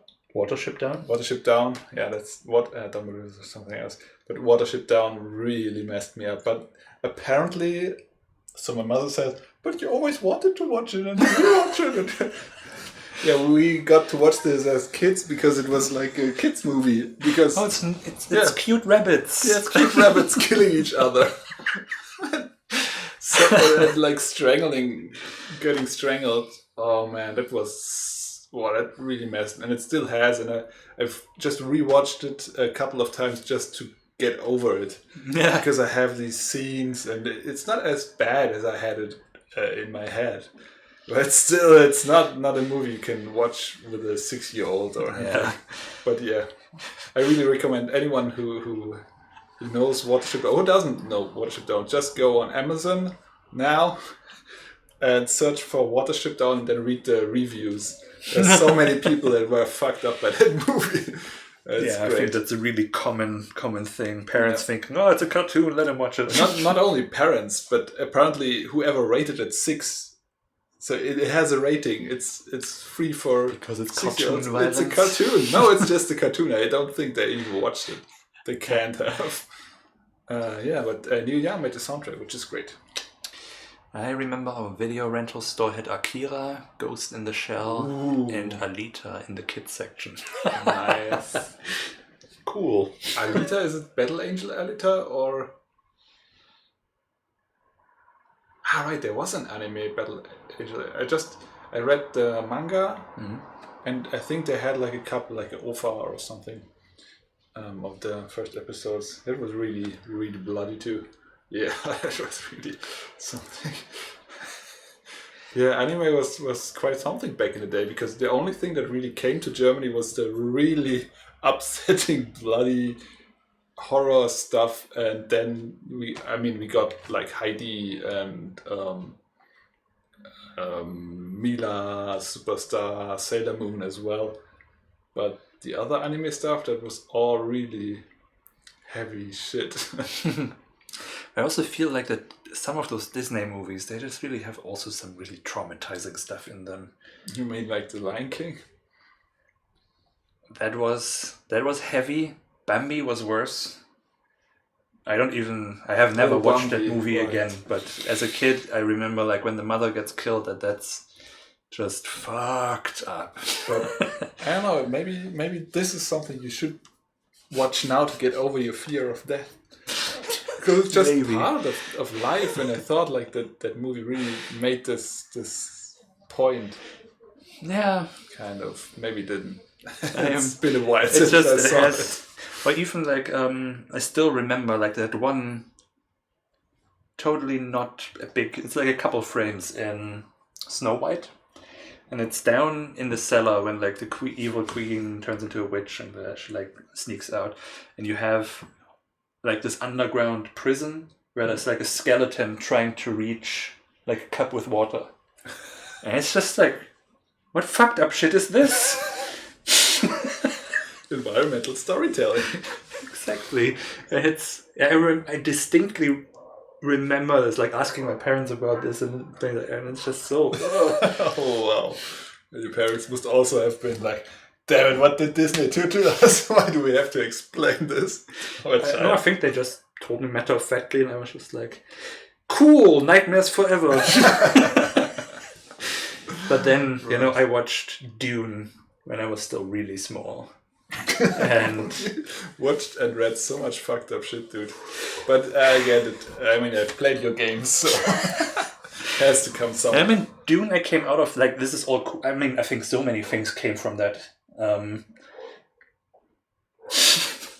Like, I do wonder if sort of my slight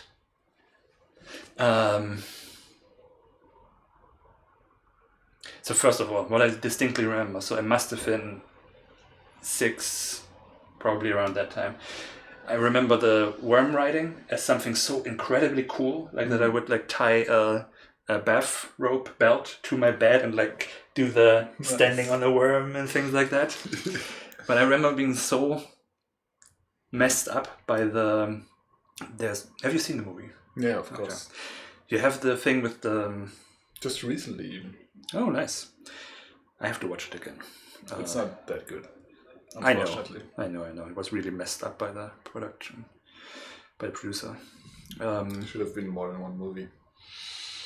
Well, I think they should have just let him make the movie he wanted to make. Maybe or and probably like different actors for a couple of roles. Because this dude doesn't look like he's 11. He looks like he's 31. But yeah, there's a scene where they torture one of the guys, and he has a poison tooth that he can activate. Yeah.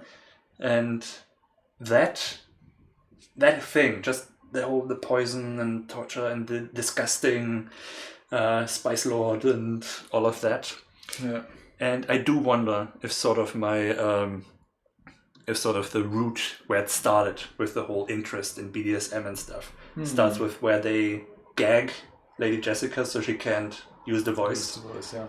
Because I very much remember that scene that stuck with me. Did I was like, this better not awaken anything in me.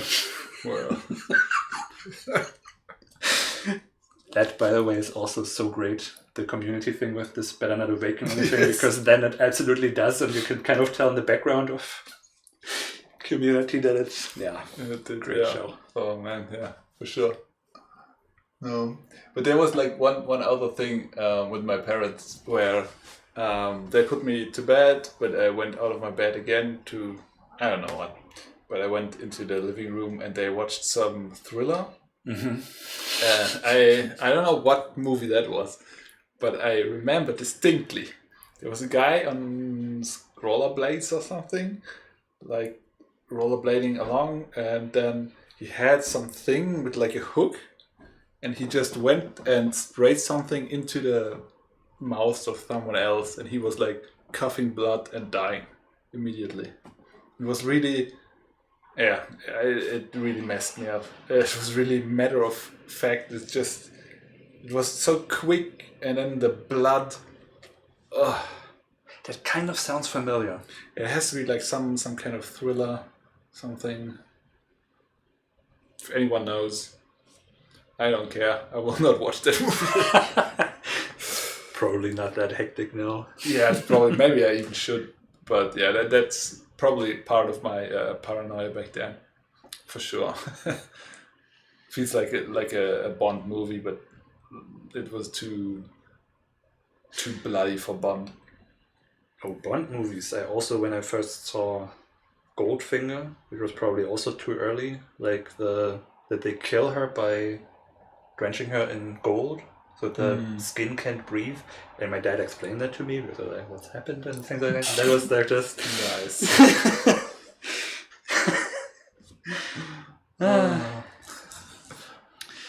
Okay, so where to start? The Stokes. Is that a horror? Bali says yes. So that's my wife writing in because she can't use the chat. Gotta get another beer. You want one? Yes.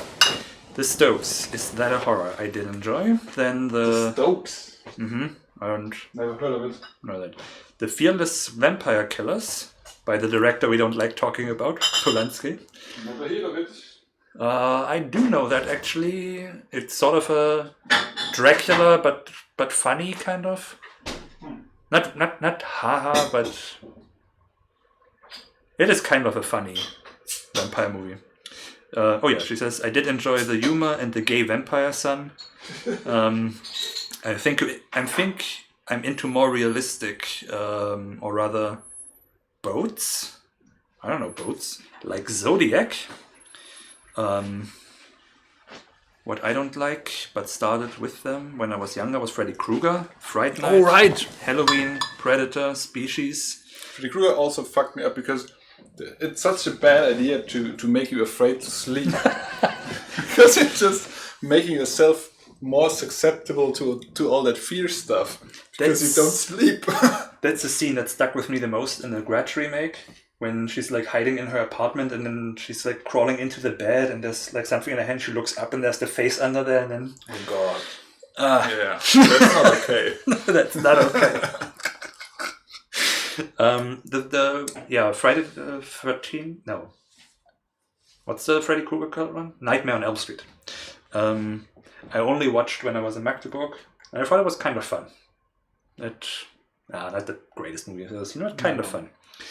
And Fright Night, I actually kind of really liked the remake. Fright Night? Wait. Fright Night is an old one? No. I misremember. Yeah. Well, it's about a vampire who lives next door, basically. And the old one is like, a fun 80s movie where some kids uncover that their neighbor's a vampire. And the remake is just interesting, like how they updated it. Because it's completely different. It's with... in Bruges, what's his name? Colin Farrell? Eyebrows. That's how I call him. But yeah, I was surprisingly like that. Halloween, I also didn't see that when I was young enough, so I only thought it was okay. I thought it was nice. I always thought it was like a boring idea, so I never really watched it. But the Rob Zombie, the second one of the remakes, I love that movie. Yeah, you showed it to me, and it was nice. I was so struck by that. Like it's not really. It doesn't even feel like a horror movie. It's more like a slasher, right? It feels more like a realistic serial killer movie. Slasher, yeah. Isn't it slashers? A slasher to me have some kind of like fantastical element to it. While I feel have to, right? Just like someone slashing people. Well, I don't know. A slasher, I think Scream. Serial killer movie. Stabber, isn't it? Slasher? I don't know. Anyway, sorry. I did like Scream though.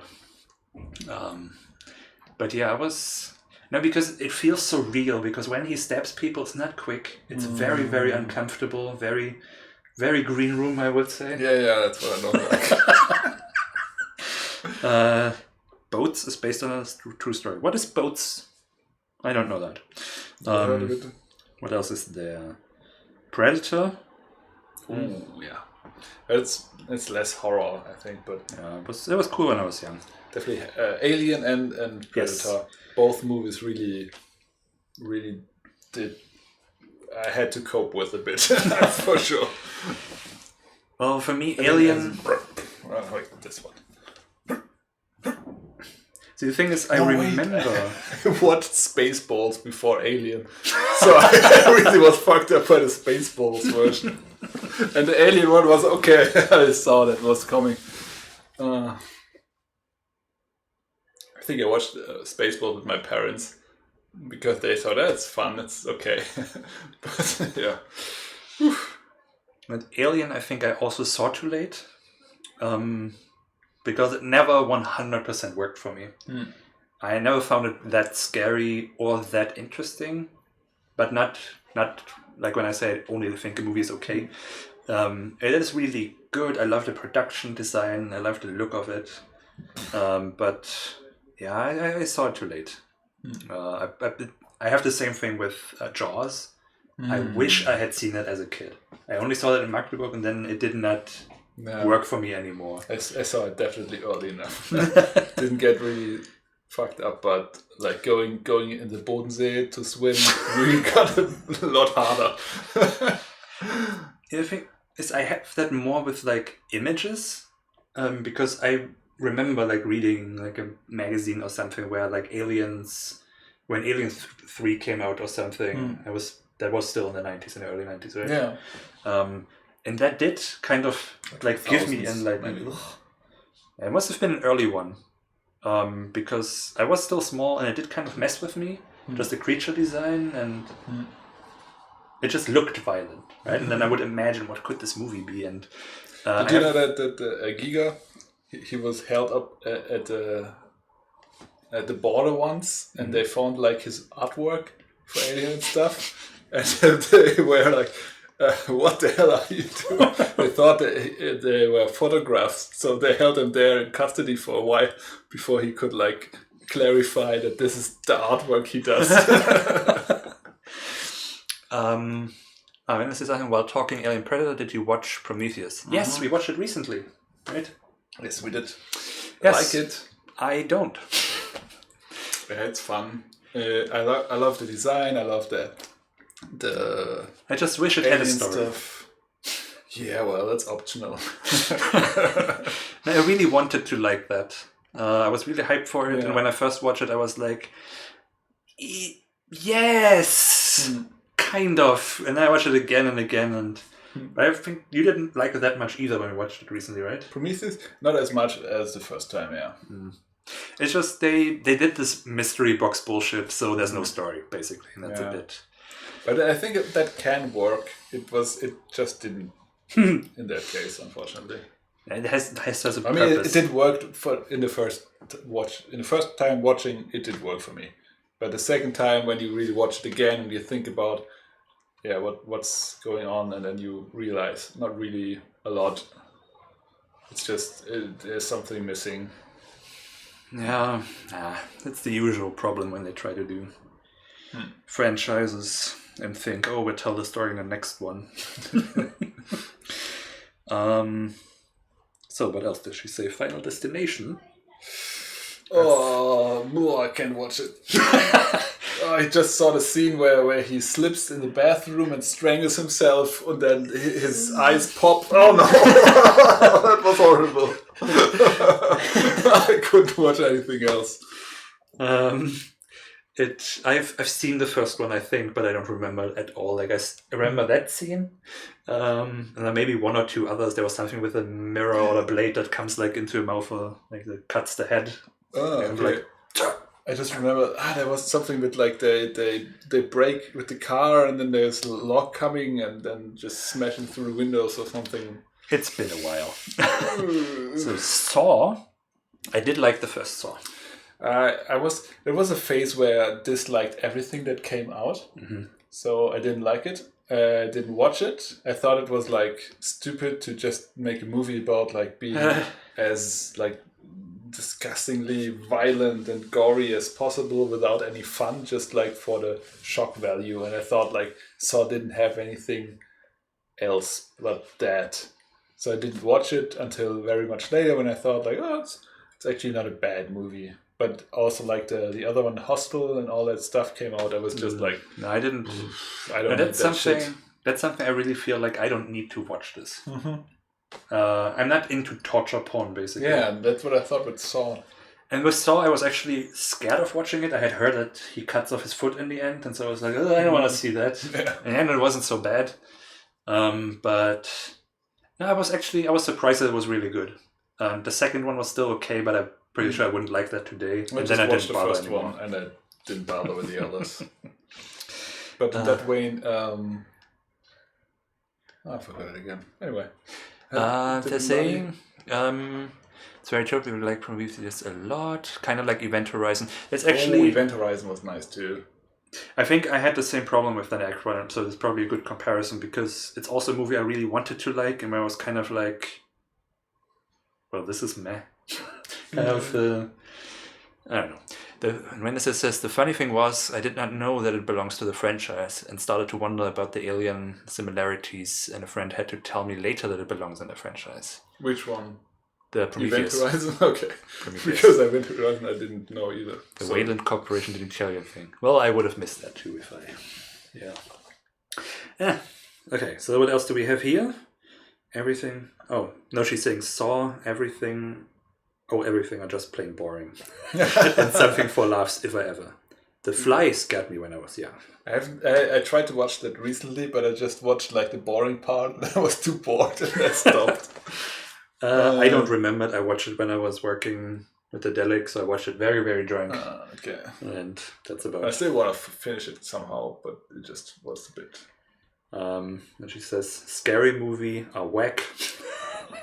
I do like scary movie. Although I was surprised like how much Scream is like scary movie. Like in terms of, it's basically scary movie. It's the same thing. It's just as funny, It's as making fun of the thing. I watched the Scary Movie trailer in the cinema in England before I knew it was coming out. Just like we were there for some movie, I don't remember, and I was laughing my ass off. And I thought like this is the funniest thing I've ever seen, and I really loved Scary Movie, the first one too.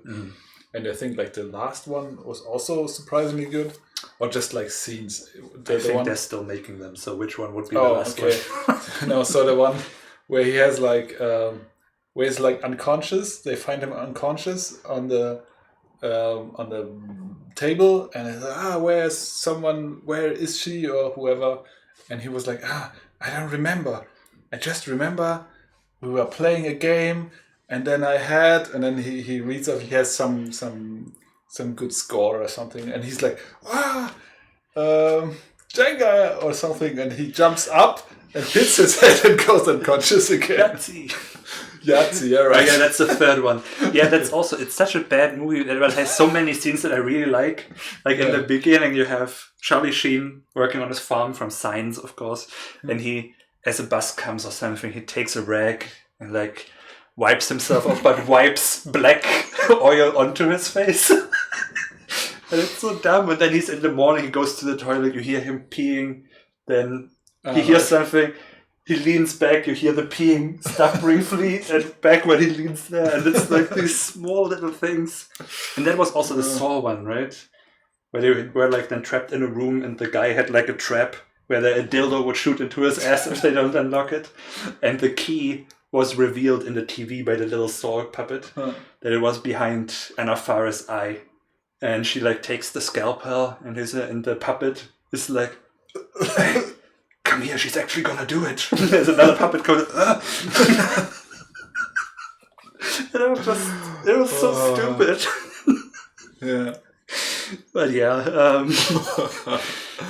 Oh man. Yeah, I got one more story I just remembered. So once I wanted to watch Kaspar the Ghost. They made a movie with the live animation stuff. I've seen it in the cinema. The first time the dad is like in front of the mirror and one of the ghosts like changes his face. I screamed in the theater, and people around me were laughing and stuff, but I was like little. I mean, that came out in 94, so I was 7. Yeah, I watched it on TV way later. Fucked me up. The thing is, I kind of confused. Maybe there was like they changed like the time at that day or something, but I turned it too late, and instead I watched The Frighteners. Because it's about ghosts, I didn't really know if this is the movie or not. And it took me so long before I understood that this is not Casper the Ghost, but Frighteners, which was I mean, maybe it was a surprise, but I really enjoyed that movie. I found it great, really, really great. It's about like a guy who can't see ghosts, but he uses his talent basically to frighten other people and then get rid of the ghosts for money. And they try to make him like a moral person, but he abuses it all the time until there comes the Reaper who kills people and ghosts, and he's like behind like walls, and you can see his face press out of the wall and stuff. And I was like, that's not Casper the Ghost. What is this? It's the Peter Jackson one. Ooh, interesting. Interesting. It's the one he made before Lord of the Rings. And he has Midsommar, of course. Until The Hobbit, at least. Yeah, Midsommar. Sorry. Awesome. Midsommar was really great. I mean, really like that movie. I wouldn't say it's my favorite, but I enjoyed it quite a bit. For me, it was like, because I couldn't really grasp what the movie is, it kept me like out of the fantasy, and I was like, I couldn't like enjoy it as I would have otherwise, I think. Because I'm just a scaredy cat, and I was like, I wasn't like allowing myself to really go in without knowing what's going on there. I watched half of the director's cut. That was because I was watching it with my nieces and nephew, and they're just 8 and 9, or not the little ones, okay. the big ones, but they're very it was too slow for them. There was not enough action, so they only made it halfway through. But I really love the additional. Yeah, I mean the movie itself is already 2.5 hours, and the director's cut is half an hour longer. And I really love the additional scenes. I like that whole thing that they're doing, the rituals and stuff. And I found it. Hereditary is also great. I just love the way this guy writes because it feels so real in a way that I feel like you don't see much in movies. I can't explain it. In Midsommar, that I think a lot about the scene where the douchey boyfriend comes to the guy from The Good Place and tells him, hey, actually, I'm gonna copy your thesis. And the conversation they have there, when he like tells him, I don't know if you're kidding right now. How this whole thing, it feels like these characters are smart in a way that is not script smart. Like it's not like, oh, I'm so clever, I'm writing so clever that it feels like the characters are smart and the conversations they have are so real somehow. I don't know, there's something about it. And yeah, something about Midsommar is like also a little bit weird to me still. I basically don't know how to compare this to other movies. Yeah, because it's just it just doesn't conform to like one genre. It switches genres like at least one time, I think twice maybe.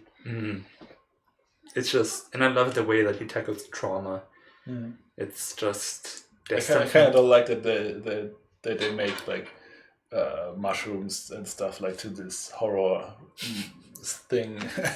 Yeah, I don't know. So, what did she say? It was Hereditary. That was the one where someone loses her head. Oh man, that's so fucked up. And yeah, I mean that made me think about death so much because the trauma and how they deal with that is so personal and. Yeah. I mean, just imagine like going back to collect the head. That moment, you know, when he just goes to bed and just waits because he can't tell anyone. Then the next morning, like that terror of just they're gonna find out. There's nothing you can do about it. It's just, and that's it's so messed up, so good. Okay, and then Mbali says, but love all Hitchcock.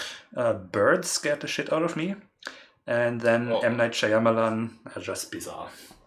Yeah, I watched the Hitchcock stuff. I watched March. Like this was just like interesting, nice, but never did anything for me.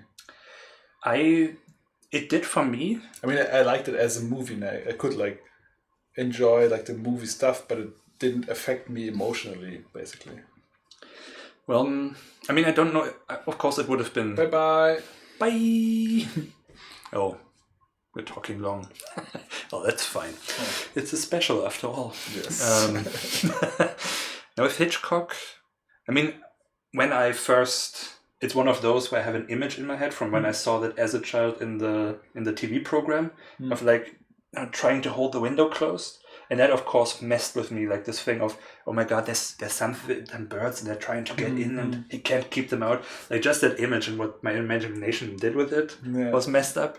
But when I saw it eventually, much, much later, of course, I think also either Magdeburg or the Dalek Times, I think is the first time I watched it. And what I found interesting about Hitchcock is that he always manages, or most times manages in his movies to like really have me 100% on the edge of my seat. And it's usually through these long drawn out scenes, like as with the when she's teaching a class or what that is, or like she's going to the school and she sees, as she walks there, she sees the crows on the monkey bars or what that is. And she looks there again and there's more of them. And she looks again, suddenly it's full. So she goes into the classroom, tells them, okay, we have to leave. And we have to leave very quietly and very slowly.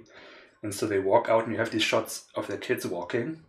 You have the camera like pulling away from the crows. And it's like the slowness, how much, and I even get goosebumps just thinking about it. Maybe I haven't even watched the birds.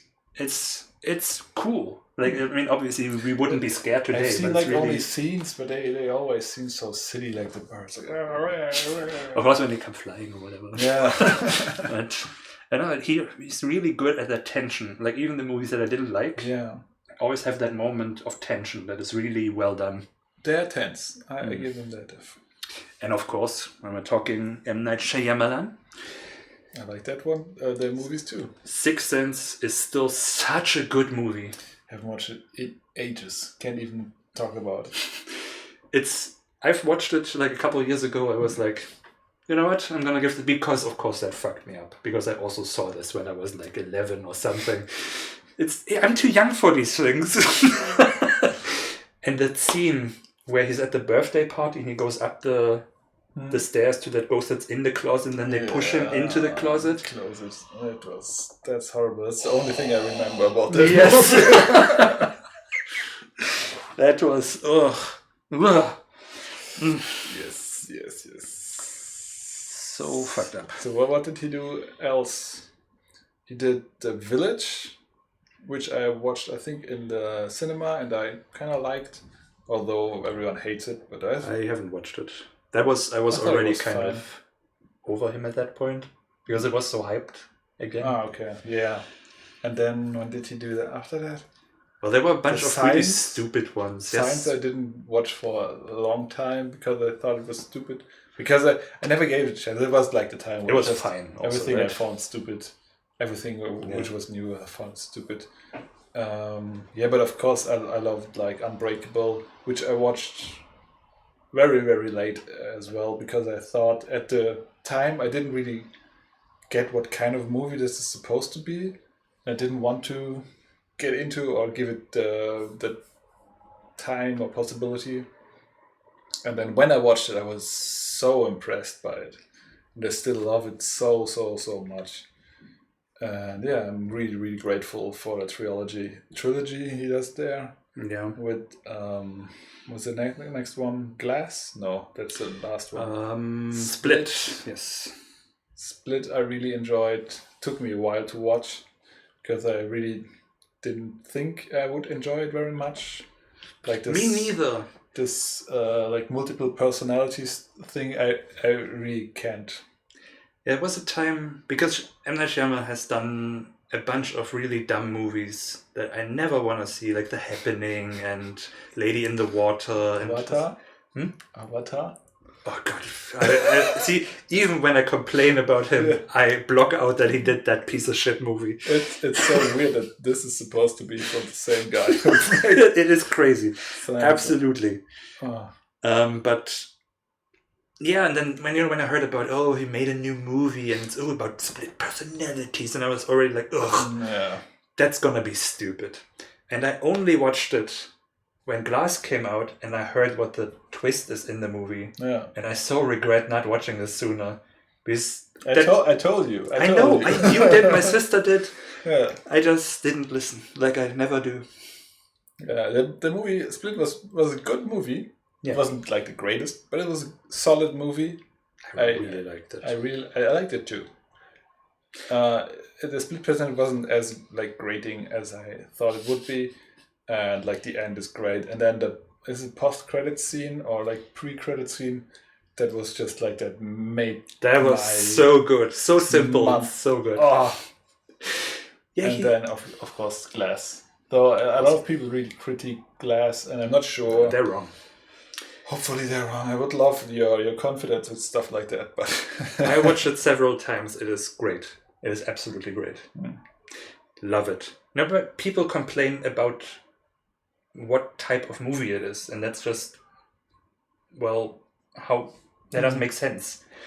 Like, they complain that it's a bottle movie basically, and it's contained in one location, which is like, so that's not a criticism in itself. It's just you wanted a different movie. This was not the movie.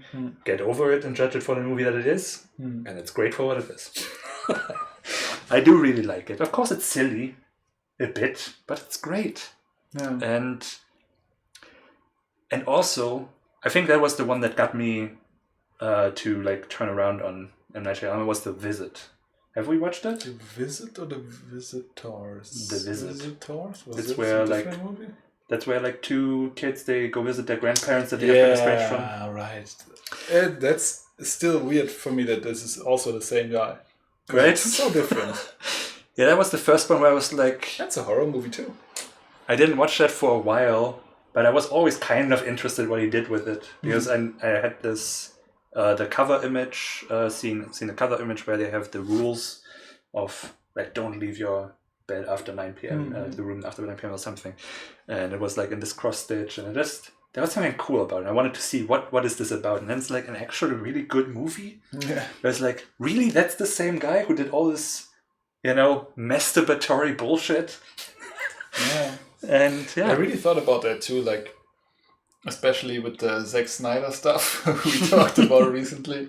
Like what brings people to, like, directors to make like a great movie, and then the next movie is like completely bullshit, and then takes some time, then there's a great movie again. And is it really they get too much freedom? I think that's it. I think it's nobody tells them this is a bad idea, don't do that. Yeah, because it's usually the first ones, they're still really good. Yeah. Because they probably have restrictions, and people think, oh my god, they're geniuses, do whatever you want. Yeah. Then they fuck up a couple times, and then they kind of realize, okay, maybe I need to do better. But that might also be like why Netflix movies are so hit and miss, because they give the people like so much freedom, apparently. And those people who went through that process of, okay, I need someone who tells me if it's a bad idea, and those who have this freedom for the first time, maybe. Yeah. Yeah, I mean, obviously it's always nice when... I mean, this is like the flip side of the Dune thing, where David Lynch was so restricted that the result is such a mess. Where I think, just let him do whatever. Well, maybe not whatever, but... I don't know, it would have at least been interesting. For sure. And now he's so hurt, he doesn't even want to make a director's cut of the material that they could restore and save and stuff. Well, I just watched today a thing about Carpenter and The Thing. And apparently when The Thing came out, it was universally panned as a bad movie. And it kind of killed his career after that. And now... Didn't he keep making one classic after the other? Well, I think he did, but on like a less, not at the same budget. Okay. He did still make movies, but not at that like roster. No AAA movies anymore. And I mean, watching The Thing now, it's just such a great movie, and apparently like the remake, they did like comparison between the remake and the old movie, and I don't know. I love The Thing. It's that might be my favorite horror movie when I really think about it. Yeah, let's make this my favorite horror movie. The Thing. John Carpenter's The Thing. So, from Bali, last of my 2 cents, I do like The Kink. I don't know that. Never heard of it. Moju, Never heard of Blind it. Beast. Never heard of it. So Mojo Blind Beast, I think, because it's in brackets. Crash with James Spader. I don't know that. It's probably not the racist Crash. And Naked Lunch. Haven't seen that either. And Salo, 1,000 Nights. Also a movie that I don't want to see. Nope. Which one is that? Salo? Or 120 Nights of Sodom. Ah, this is the one where they tortured animals? No, where they torture people. So it's no, that's you're thinking of Cannibal Holocaust. Maybe? Yeah. I've seen that. It is fine. I don't want to watch it. Just don't want. Oh wow. What was wasn't there like a movie? Uwe Boll movie about an from the perspective of a amok. Oh, Rampage. Rampage. Well, there's Rampage that is from, and he also did a Columbine one that is, I think, called Heart of Darkness or something like that. Okay. Or Heart of America or something with a heart, Yeah. I think. Yeah. I mean, I guess that's not a horror movie at all. It's horrible to watch, but Postal that was kind of fun. That exists. Yeah, I didn't watch that movie either. Just like I can't Uwe I can't. Postal is kind of good in a. Okay, it's basically a modern B movie, like what that used to mean. So it's not good, but it's fascinating. Fun. Yeah, it's almost fun. Isn't it like hugely offensive as well? It's trying to be, but in a good way even. Like, I mean, of course it starts with 9/11 and it starts basically with the guy flying the plane. They're like, yes, we're doing this, we're gonna get the virgins, and then they're starting to question it and like, wait, what? There's gonna be a virgin, they try to avert the plane but crash it into the thing anyway. It's like a kind of stupid that is kind of fun, and Uwe Boll is in it as himself as a Nazi German dressed in a Bavarian traditional outfit and stuff, and it's weird. It's like it's interesting. Fun with it. I mean, like it feels like actual, like what satire used to mean. So it's like almost good. Interesting. In the very least, it's interesting. Yeah. Wrap it up. So I guess we have a lot of options of what we're gonna watch now. It's gonna be a long night. Hell, it's Halloween. Woo! I don't know. That wasn't scary. Scary how empty it sounds. All right then. Thanks for joining us. Have a spooky old time. Oh shit, are people gonna be trick-or-treating tomorrow? No, right? Yes, they will. Okay, I'm gonna turn off my bell. Yep. Turn off That's what my you do. bell. Halloween tradition, turn off the bell. Fuck them kids. I don't have sweets. No. It looks like I can throw some of my stale cement-like cookies outside. No. Go away. No. I got it. Take them. But they're barely edible now. It's still very edible.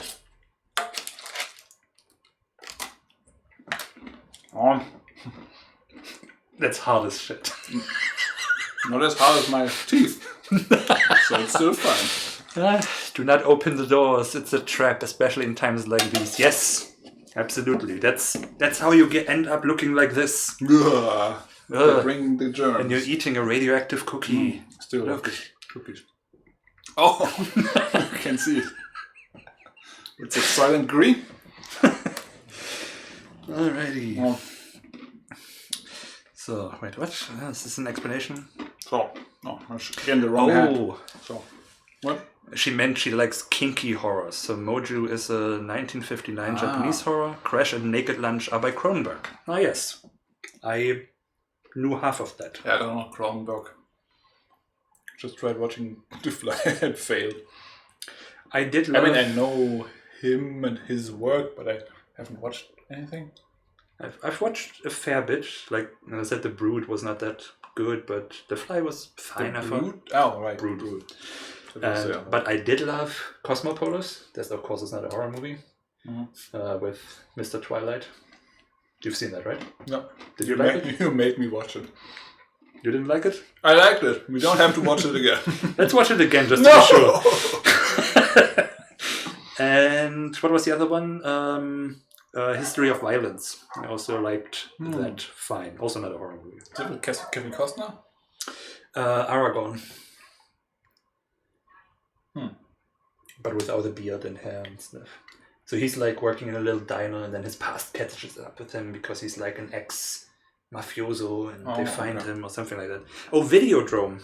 I've seen that too. Scanners. Didn't you see that? Yeah, with the exploding head. I did not watch that, but I very knew... Screamers I like quite a bit. I really want to rewatch it and find out if it's really good or not.